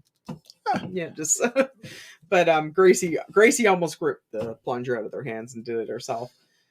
But but there's a lot of things in London I still want to see that I haven't seen. So because there's so many castles, and there's some that we went that I actually want to go back to. Sure. Yeah. So overall, it was a good experience. It was wonderful. I don't think I would ever rent that big of a car again. Sure. Yeah. But you're probably never going to go in a group of 7 again either. No, probably. Probably if you go again, it'll be me and you, or you and your boyfriend, one or the other, right? So, did you miss me? Yes, I did. We're planning our next trip. Yeah, I know. We're thinking about going next. But I don't think spring, there's. So. No, I meant the girls. Oh yeah. Oh okay. Yeah, but I don't know if all 7 of us are going to go. But we'll see. But also, one other thing that we should talk about: the importance of hiring good employees at your business, so you don't have to worry about. Yeah, I don't know if they ever listen, but that doesn't matter. But we hired Taylor Kaylee and Jessica, and they did incredible. Yeah. They did an awesome job. Never had to worry about it once. Never had to worry about it once. Didn't stress about it at all. Like they held down the fort. They did their thing, and Amy and I were not stressed about it at all. At all. It was like we were able to enjoy ourselves. I think I got maybe 3 texts from Taylor the whole time we were there. It costs to have good people, but it's worth having good people. Exactly. Yeah. Yeah. And no, they held the fort down really good. And no, I'm proud of them. They did so Nate good. said no random, because remember we went last year so Nate says no random inspections this time. No, because remember when we were in Tennessee last year, the inspector showed up to the daycare. Oh yeah, no inspections this time. She knew I was away. Yeah, she's actually coming on Tuesday to do an inspection. No, but yeah. So but I was gonna say they're when we were at Windsor Castle. I remember I called and told you this. It made Alice a little bit nervous. They have bobbies. Oh yes, yeah. We did see some bobbies with the big hats, and they just bobbies walk around basically with a nightstick and a taser, because they don't have guns. And then I was explaining to Alice, I said, a lot of the bobbies don't have guns, they just have those. And then when we went to Windsor Castle, they must have been on a heightened alert because the coronation is May 6th. Sure. So they're doing a lot of. We couldn't even get into Buckingham because of the coronation. So they're doing a lot of things, and then they have what they call. They're not called. They're like SWAT cops. Sure. But they have like a royal badge on their thing, but they're all in black. They have huge vests, and they're walking around with AK-47s.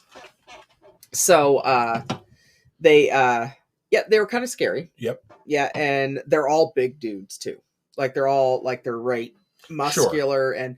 and they're I think they're all averaging about 5'10" to 6'2", and they have to be they have to be a certain I think it's I showed you. Nate figured out what rifle it was. Oh, it was he found it has I might have sent you a picture, but you might not have got it in between. Yeah, but yeah. Well, I wanted to ask to take a picture, but I wasn't sure if they're going to holler at me or not, because it's just the guard, the chain, the Queen's Guards. Yeah, they have to be a certain size. They have to be a certain. They have to be all kinds of these things to meet the qualifications. And I swear every one of these royal SWAT cops all were the same. That makes sense. They look like they were cookie cutter. Probably fucking clones or something. Yeah, right? But they're all, and they're not shy about the gun. They stand there and they have their fingers like this on the gun. Yeah. Like they could shoot it off anytime. And I think basically it's because they deal with a lot of terrorism over there. They do. And when we went to the Tower of London, or not the Tower, the Tower Bridge and Big Ben, they had protests going on in the middle, and it was that wasn't about retirement age though. That was because London's different from France. It was something to do with immigration. It had something to do with immigration. Remember, I asked you. I said pro or anti. Yeah. I don't know what they were. Not even sure. I'm not even sure, but they had cops. They had bobbies everywhere. Yeah. But then they had the SWAT cops. Sure. And but it was a peaceful protest. Nobody was getting lippy, and it's so funny because they're so you kept your distance. We did keep our distance, but they're so polite even when they're protesting. You know what I mean? So Excuse me, ma'am. Yeah, but they're but it was peaceful. Nobody was arrested. Nobody was anything like that I seen. Martinson said part of the job is being a scary looking motherfucker. Oh, they weren't scary, but they were very intimidating. Sure. Yeah, they were. And the changing of and the guards at the palace and stuff are very intimidating because they're very loud. Do you remember the soldiers we saw in Tijuana? Remember they would drive around in the back of the truck and that was intimidating. I don't know if it was the same, but yeah, they're very intimidating, and just watching them stand there with their trigger finger ready to go at any second. You know what I mean? It's very intimidating. And of course with the two, with the twins, Alice gets nervous. She has that kind of stuff. Yeah. She gets anxiety about that. And, but I just, reassured her. I said that they're there because it was Windsor Castle. And that's, like I said, that's where Charles and Camilla are usually at. It would be a terrorism target. And Well, and as we were leaving, it was the start of their Easter holiday. Right. And the crowds were 10 times more than what they were when we were there. So the police presence was incredible. So also look at the time of year you're traveling Yes. and find out. Yeah, because like, and you don't like to think this way, but over there, when they're on holidays and that, and the people, like the crowds are a lot bigger, that's when they that's when the terrorism usually happens, because they like to make the biggest impact, right? So, but you can tell there was something going on because where the crowds were so big, but the police presence was huge. And you said you were mentally on guard for that too, weren't you? I was. Like, yeah, like you're mentally on guard for anybody that looks suspicious. And like even in the English airport, any bag that's left unattended is immediately disposed of. Yes, sir. So like they don't take it to baggage claim. It is literally thrown out. It is not. It is removed from the airport and it's disposed of, because like they don't even give you a chance to explain why it was unattended. So basically, you can't leave your suitcase for any amount of time, or they will take it. And good to know. And they and then again coming back, you have to fit all your liquids in a plastic bag. Right, that was and different everything too, has to be accounted for. Everything. So like you have to be on guard for that kind of stuff. And you know, honestly, like where there's a large police presence, you know, there's obviously been an issue there before. Sure. And that's so like basically if you're walking along and all of a sudden you see a crowd of 1,000 people and you see a shit ton of police, just turn around and walk the other way. Right. And like in Paris, that was the issue we had, because they were doing all those protests, but they were setting fires, right? Oh, okay. So when we were driving into Paris, you could see SWAT vehicles. Gracie counted them the first time. She counted 36, I think. 36 SWAT vans going the opposite direction of the police. Oh. And you could just see them going. Nate has a question. He wanted to know what the limit for bringing booze. Well, I have no idea, but I brought all I can say is Becky never hit it. She brought me two 1-liter bottles of bourbon, a quart of gin, a quart of what's the other one? The mead. Oh no, just a pint of mead, a pint of scotch, another pint of scotch, and then a quart of what is the distilled wine from France. Anyway, yeah. But 3 of those bottles were from the duty free. Right. So yeah. But I just had them in my suitcase, and nobody said anything to me about it. One more. We've been an hour and a half. So I don't care. I'll still talk about. Oh, I know. Yeah. I was gonna. So when you flew home, you had a 4-hour drive, and it was getting late. So you guys booked a hotel, didn't you? In Calgary, more time. Yeah. Because it wasn't worth. Oh, well, I was talking to you on the phone. I couldn't even keep my eyes asleep, open. And that was at 7:00. It wasn't worth the stress. So we just stayed one more night and we got a fresh start in the morning. Always safer. Yeah. Because why would you want to take the chance, right? Yeah. And another thing over there too is the language is different. Like when you're talking to people. Oh yeah. Remember I was telling you earlier, when you're driving and you stop at a stop sign and people want to walk and you go like this, they do a thumbs up. Right. If you do this to them, they look at you like you have 3 heads. So everything is, or someone wants to get in the lane, they look at you and they're doing their thumbs up thing because they want you to give them a thumbs up that it's okay to go over. And that's in London. Okay. They called ham. Ham is gammon. They don't refer to, it's like a lot. It's not pop or soda. It's Pepsi. And everything's a Pepsi. Everything's a Pepsi, but they sell Diet Coke. It's like the opposite of the States where everything's a Coke. Yeah. Okay. But they're really, really big on their lunch meat. Really? Which is really weird. Even at breakfast time, they had slate of just folded up lunch meat. Which doesn't make any sense. They certainly don't eat healthy in England, do they? No, they don't. They eat beans a lot. I had beans, but the food was good. The breakfast food really was carb heavy over there, isn't it? The breakfast, even Amy said that the breakfast was so good. Like at the English hotel, it was huge. They had everything, and they had porridge and the eggs and bacon, or like it's like back bacon. So and then they had beans and sausages, and then they had a lady standing there that she'd make you omelets, and they had mushrooms and everything. They had a ton of food at the breakfast, and it was really good. Again, in England, they had parking at the hotel, but you had to pay £9 a day. Okay. And everything. That's one thing. Everything you got to pay for. Everything costs more there, didn't it? Everything costs more, and of course it hurts a little bit more because then you automatically double it in your brain. You're basically, oh, that hurts. Because £200 sterling is 332 Canadian dollars right now. So that's yeah. So everything it's and their sugar is different. Really? Which is weird. What do you mean different? Well, like like their stuff's not as sweet.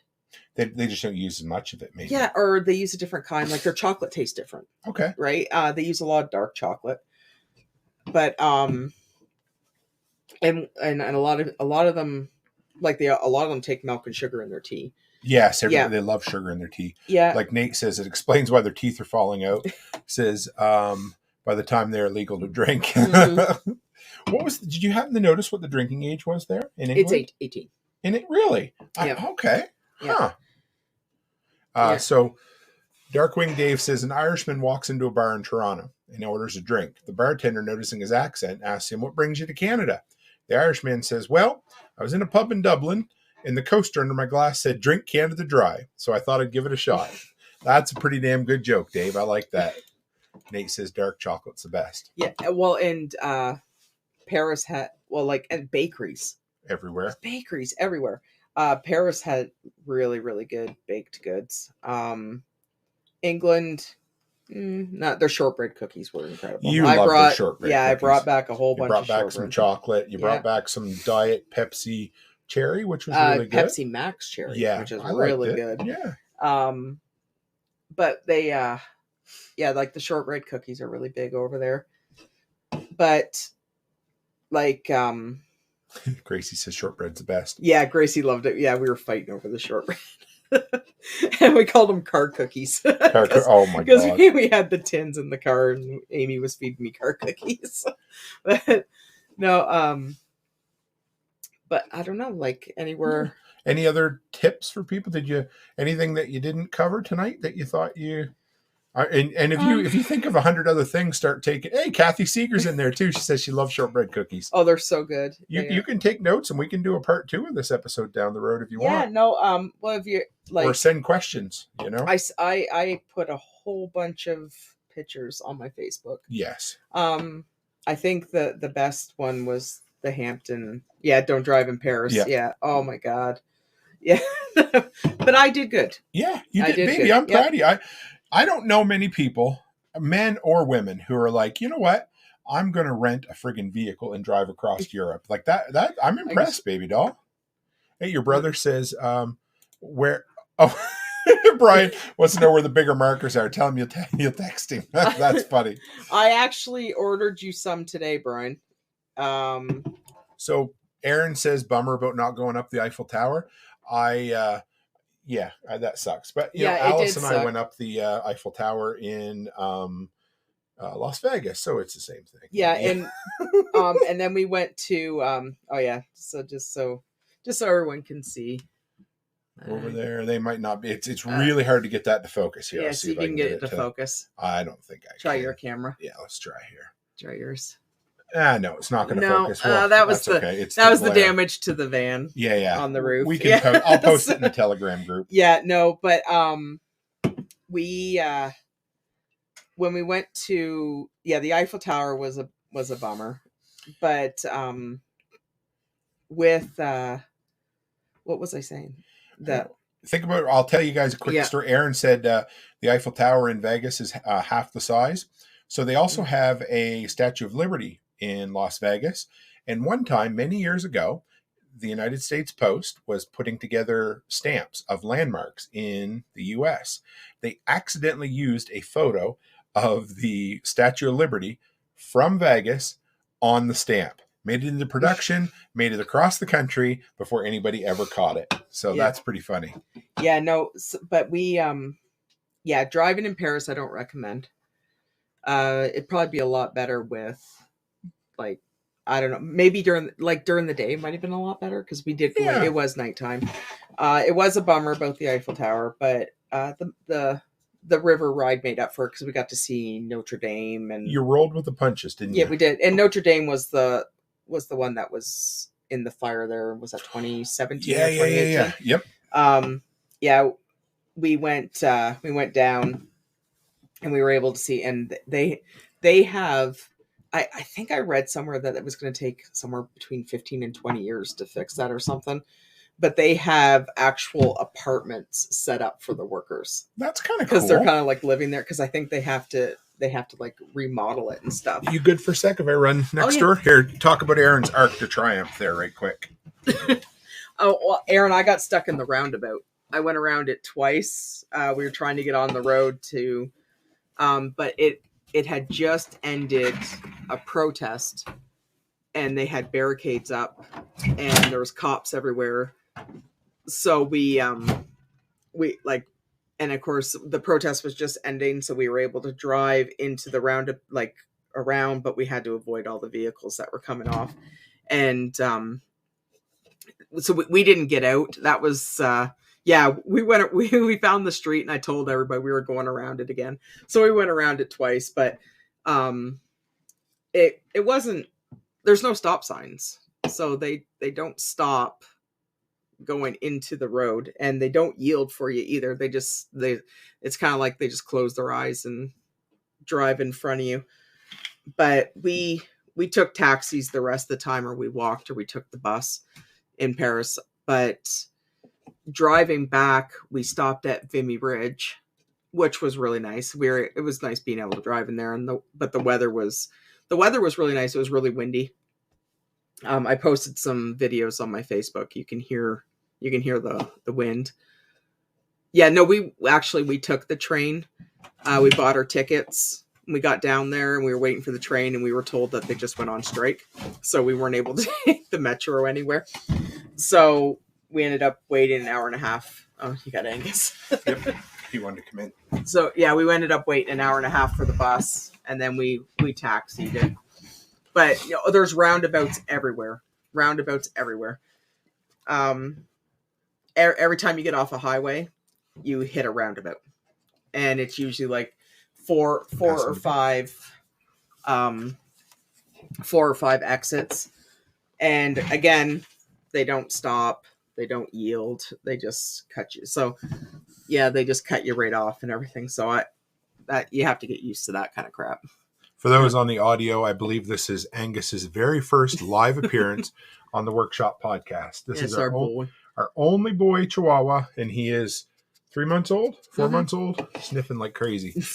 Darkwing Dave says, my wife was stationed in Italy, and she said at the intersections, if you look at the driver beside you, it's giving them position to go. So everyone looks straight ahead. Yeah. Interesting. Man, that is dangerous. Yeah, it is. And the stoplights are different. Okay. They run different. They go green, yellow, red, and then they go red, yellow, green. And as soon as the light hits yellow, people are just booking it. And it's like, it's not even green yet. But it's like a suggestion for them to start going. So we've driven all across North America in all different cities. If you had to pick, what city was it the most like over there, or was it? I'd say probably New York. Yeah. Yeah. That's what I was wondering, because fast and tight, right? And aggressive and ignorant, and you also said there was a lot of one-way streets there. A lot of one-way streets. Yeah. And of course, and the roads are small. They're small. If Barrett and Amy are listening, they're like, when we were driving to Bath, the highways are so small, and you get these massive transport trucks. I must have hit the curb about because I want to get over, because I don't want to hit. You don't want to hit the car. Sure. But the van is so big, like I was riding the line, and you think they're going to hit you because they don't slow down. Right. And everything's in miles. So they're doing 70 miles per hour on these roads. Wow. And I'm trying not to hit them. So I'm like, up on the curb, hitting the curb. My tires are rubbing the curb. And it's like, because you don't want to hit them. you're not going to, but you feel like you're going to hit them. Aaron said like Jersey. Yeah, basically. Yeah. Yeah, and the transport trucks are everywhere. They're allowed everywhere. Really? Yeah, and they don't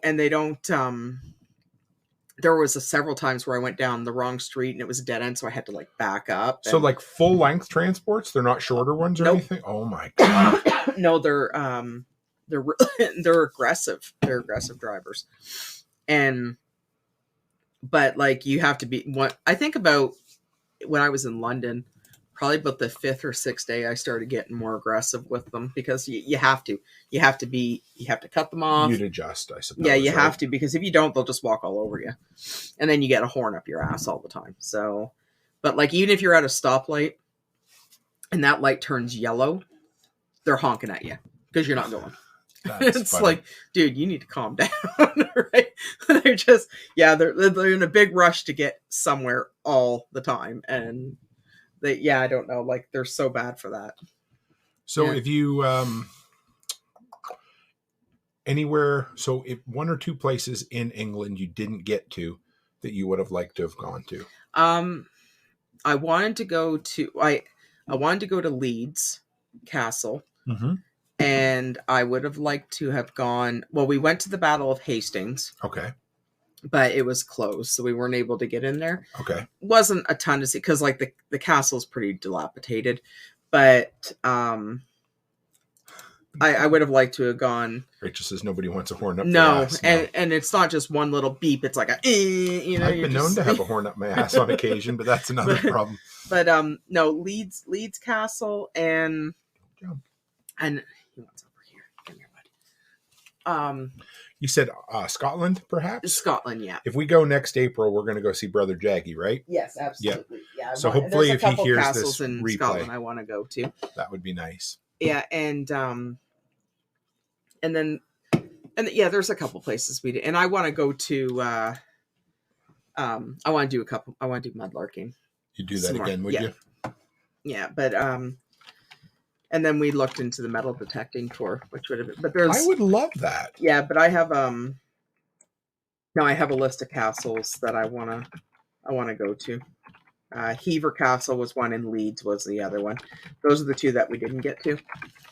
But we like it wears on you, like the people. Like if you're not, there's a lot of people.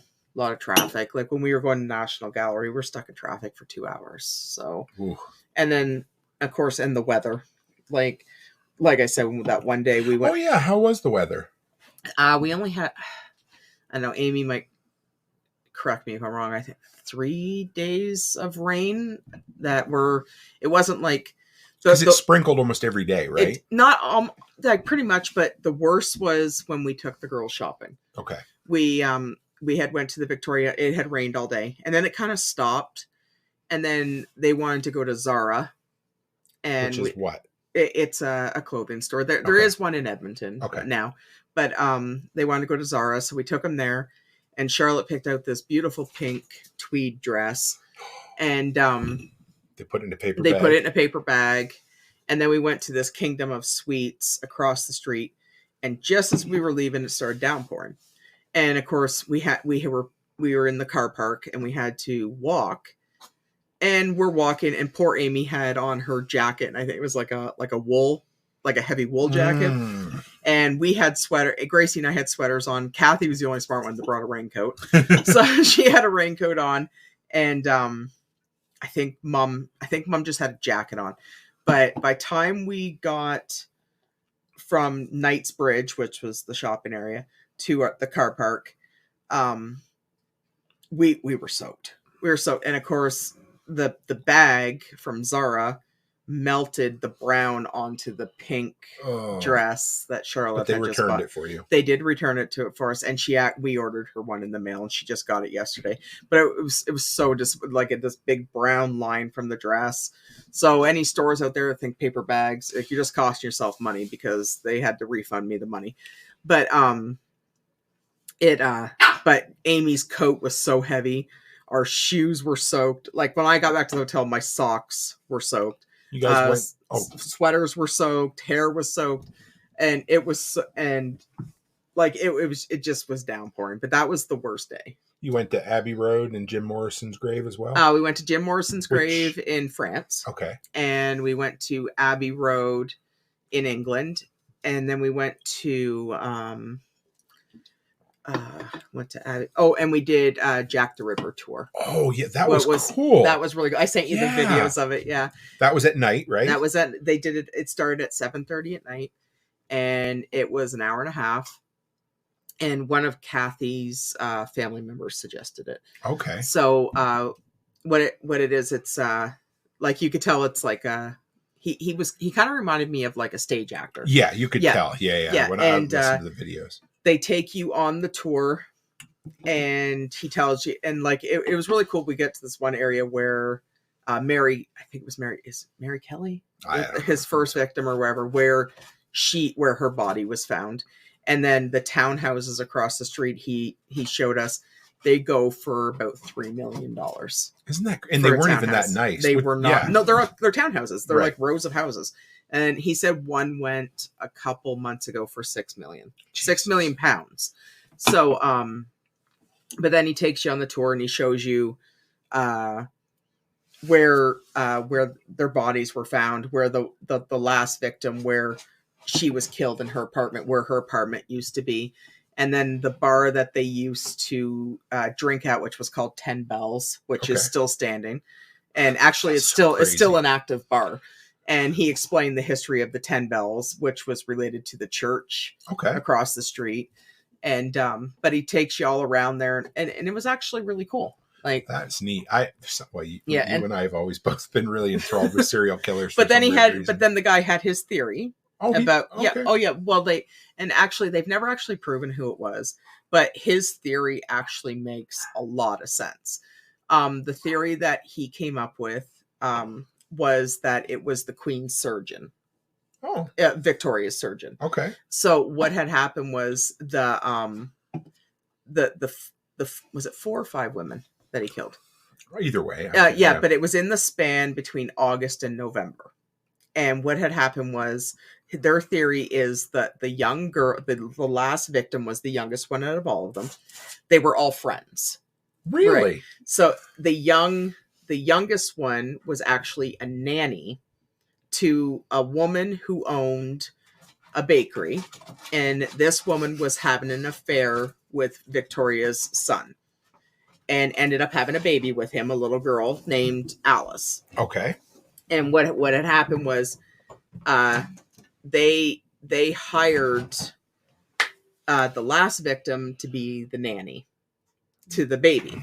And then what had happened was, she had witnessed the prince, like she knew who he was. She knew who Albert was. She knew who but she had witnessed the royal security removing Albert and Alice's mother in the carriage. And they admitted Alice's mother into a mental asylum and ended up giving her a lobotomy. No shit. Because basically to make cover-up? They think it was a royal cover-up. That makes sense.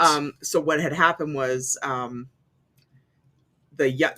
nanny who used to babysit Alice went to 10 Bells, the bar, started drinking, told all her friends what she had witnessed about them removing Albert and the mother. And basically they just snuffed out those 5 women to stop it from being traveling, because it would explain why once the youngest one was murdered, the last one, there was no more. Huh. Right. And then a couple months later, Victoria's surgeon was admitted into the mental institution, and he had the lobotomy.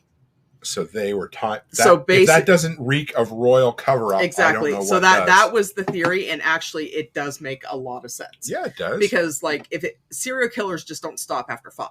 No, right? Unless they die. But the thing was, he eliminated the 5 problems, and then the mother of Alice ended up getting the lobotomy, so that she went around saying, "Hey, my boyfriend's Prince Albert, yada, yada, yada." They're not going to believe her because they're going to think she's crazy. Right. Right.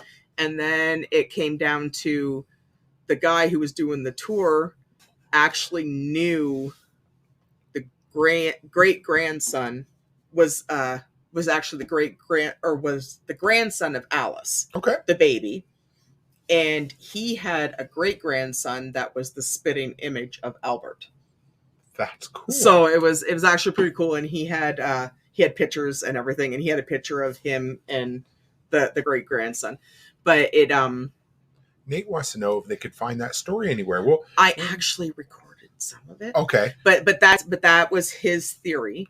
And we'll do some digging. We'll try to find it for that you. was his theory about it. And actually that's their theory, because like it just makes a whole bunch of sense. Sure it does. Like if I can remember I couldn't remember all their names, but the last victim that they found in her apartment, her boyfriend, when her friends started getting killed, she told her boyfriend that he was coming for her. So they think that she kind of knew who it was. And so they think that, yeah, right there was Queen Victoria's surgeon. Yeah, so they think that she kind of knew who it was, and because they were just killing her friends, and then after she died, the killing just stopped. Right, and it had a lot to do with her seeing them removing Albert and the mother and everything. Let's see if we can real quick. We'll bring this up, and then we will. We've been 2 hours close to what in the screen. Oh, but Mary Kelly. Yeah. So that was the final victim. There we go. So so that's the Queen Surgeon. This is a second book. So there's a book about it, Nate. This will be right up your alley. The second book is named Queen Victoria Surgeon. Sir John is the infected, and it's written by a descendant of one of the victims. Claims the great points the finger at Sir John, who's founded. Well, that we're gonna. That's their theory anyway, and they are what do they call themselves? Like they spend their entire lives researching. Sure, this, and this is their theory on it. Well, I'd have to say, folks, that was worth the price of admission. Yeah, if you stuck with us for 2 hours, Nate, I'm gonna throw that link in Telegram as well, because that is I never heard that. You didn't? Yeah. I.e. nerds, Darkwing Dave says. No. So that was his theory as well. And because like he even said when he was telling us, he goes, I like to be more, to think that there's more to it. Yes. But he said after the final victim, they just stopped. Makes sense to me. And honestly, that is completely believable. Yeah, because like they killed any witnesses, basically, because Mary. And then they killed the perpetrator. They didn't kill him, that they lobotomized him, and he died in the mental asylum. Yeah. That sounds like that's old Russian tactics too. Yeah. You know? Yeah. Lobotomies were big then. Man, right? that is funny. So wow. Yeah. So that was his theory as well. And, well, that's intriguing. I like that. because it, like, if you think about it, like even when he was telling us the story, he goes, I like to tell you that it was, some big, huge conspiracy theory and everything like that. But the thing is, though, it makes the most sense. Well, that is a bit of a conspiracy, though, because no matter what you want to say, I mean, you've heard the stories before that the Queen had Princess Diana killed. Mm-hmm. Not that it's necessarily true, but I mean, that's always been a thing that people say about the royals, is that they take care of their problems, right? Well, and the thing is, though, too, and they said that it had to be somebody with some sort of a medical experience, because they... Right. Because on some victims, he removed the uterus, and he would remove the kidney, and like he would remove the heart. And they said the final victim, Mary Kelly, like he had pictures, he had autopsy pictures, but some, like on her legs, it was removed right down to the bone. Right. Like and her they flesh. And the passes of the knife, what did you say, 2 passes, and it was basically to the neck, or right to the neck bone. Exactly. Whatever, so. And, but her, like he removed her skin, and he had her skin all over the bed and everything. And they think that hers was the worst because she was the perpetrator in spreading all the information. So like they, so hers was, and of course it was in her apartment, and he had nobody to interrupt him. So, but hers was the worst at all, because like, it was just like, yeah, it was really grotesque. Renegade Butcher says, while I can't say Jack was a good guy, he was one hell of a ripper. Don't agree with his actions, but you got to admire his skill. Yeah. And Darkwing Dave says, I'd rather have a bottle in front of me than have to have a frontal lobotomy.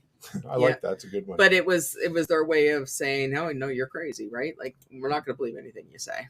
That makes sense. Yeah. Yeah, no, but that was their theory anyway, and it makes a lot of sense to me anyway. Well, Mrs. Cook, I got to say, much as I was happy for you to go, I'm awfully happy for you to be back. Yes. You happy to be back too? I miss it. Ah, see, I knew it. No, I'm happy to be with you, yes, but I know. I want to go back. And I loved it there so much. Fucking less than 2 weeks, we're on the road. Mm-hmm. You're on the road with me again, right? Yeah. Where are we heading? Tennessee. Oh, yeah. Cannot wait. I cannot wait. It's going to be great. It's not going to be as fun as England. No, but you got me with you. Yeah, so, exactly. You know, we are going to hit the distillery, the Buffalo Trace Distillery on the way down. We're going to spend 3 nights in Camden. We're going to meet up with Brian and Carrie to go look at the land. All of the above. It's going to be great. I got a lot of content to knock out for you guys before I go. Get some in the pipeline, and we're going to do some live streams on the road too, aren't we? Yeah. Yeah, it'll be great. We're going to try. The plan is, you never know for sure, but we're going to try to do 2 live streams a week while we're on the road and 2 pre-recorded episodes. So if we can do that, we'll be doing good. So yeah.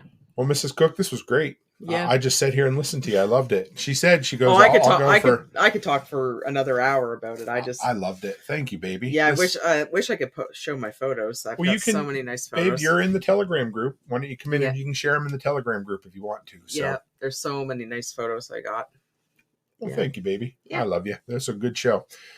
So with that, guys, I always appreciate you. I know it was a great show. You'll probably have to listen to it twice to hear all the stories, but yeah, and I probably have a lot more too. I'll put some notes together. We'll do a follow-up. See if you can. Yeah, we'll put a theme together on it. It'll be a good time because most times we're going to.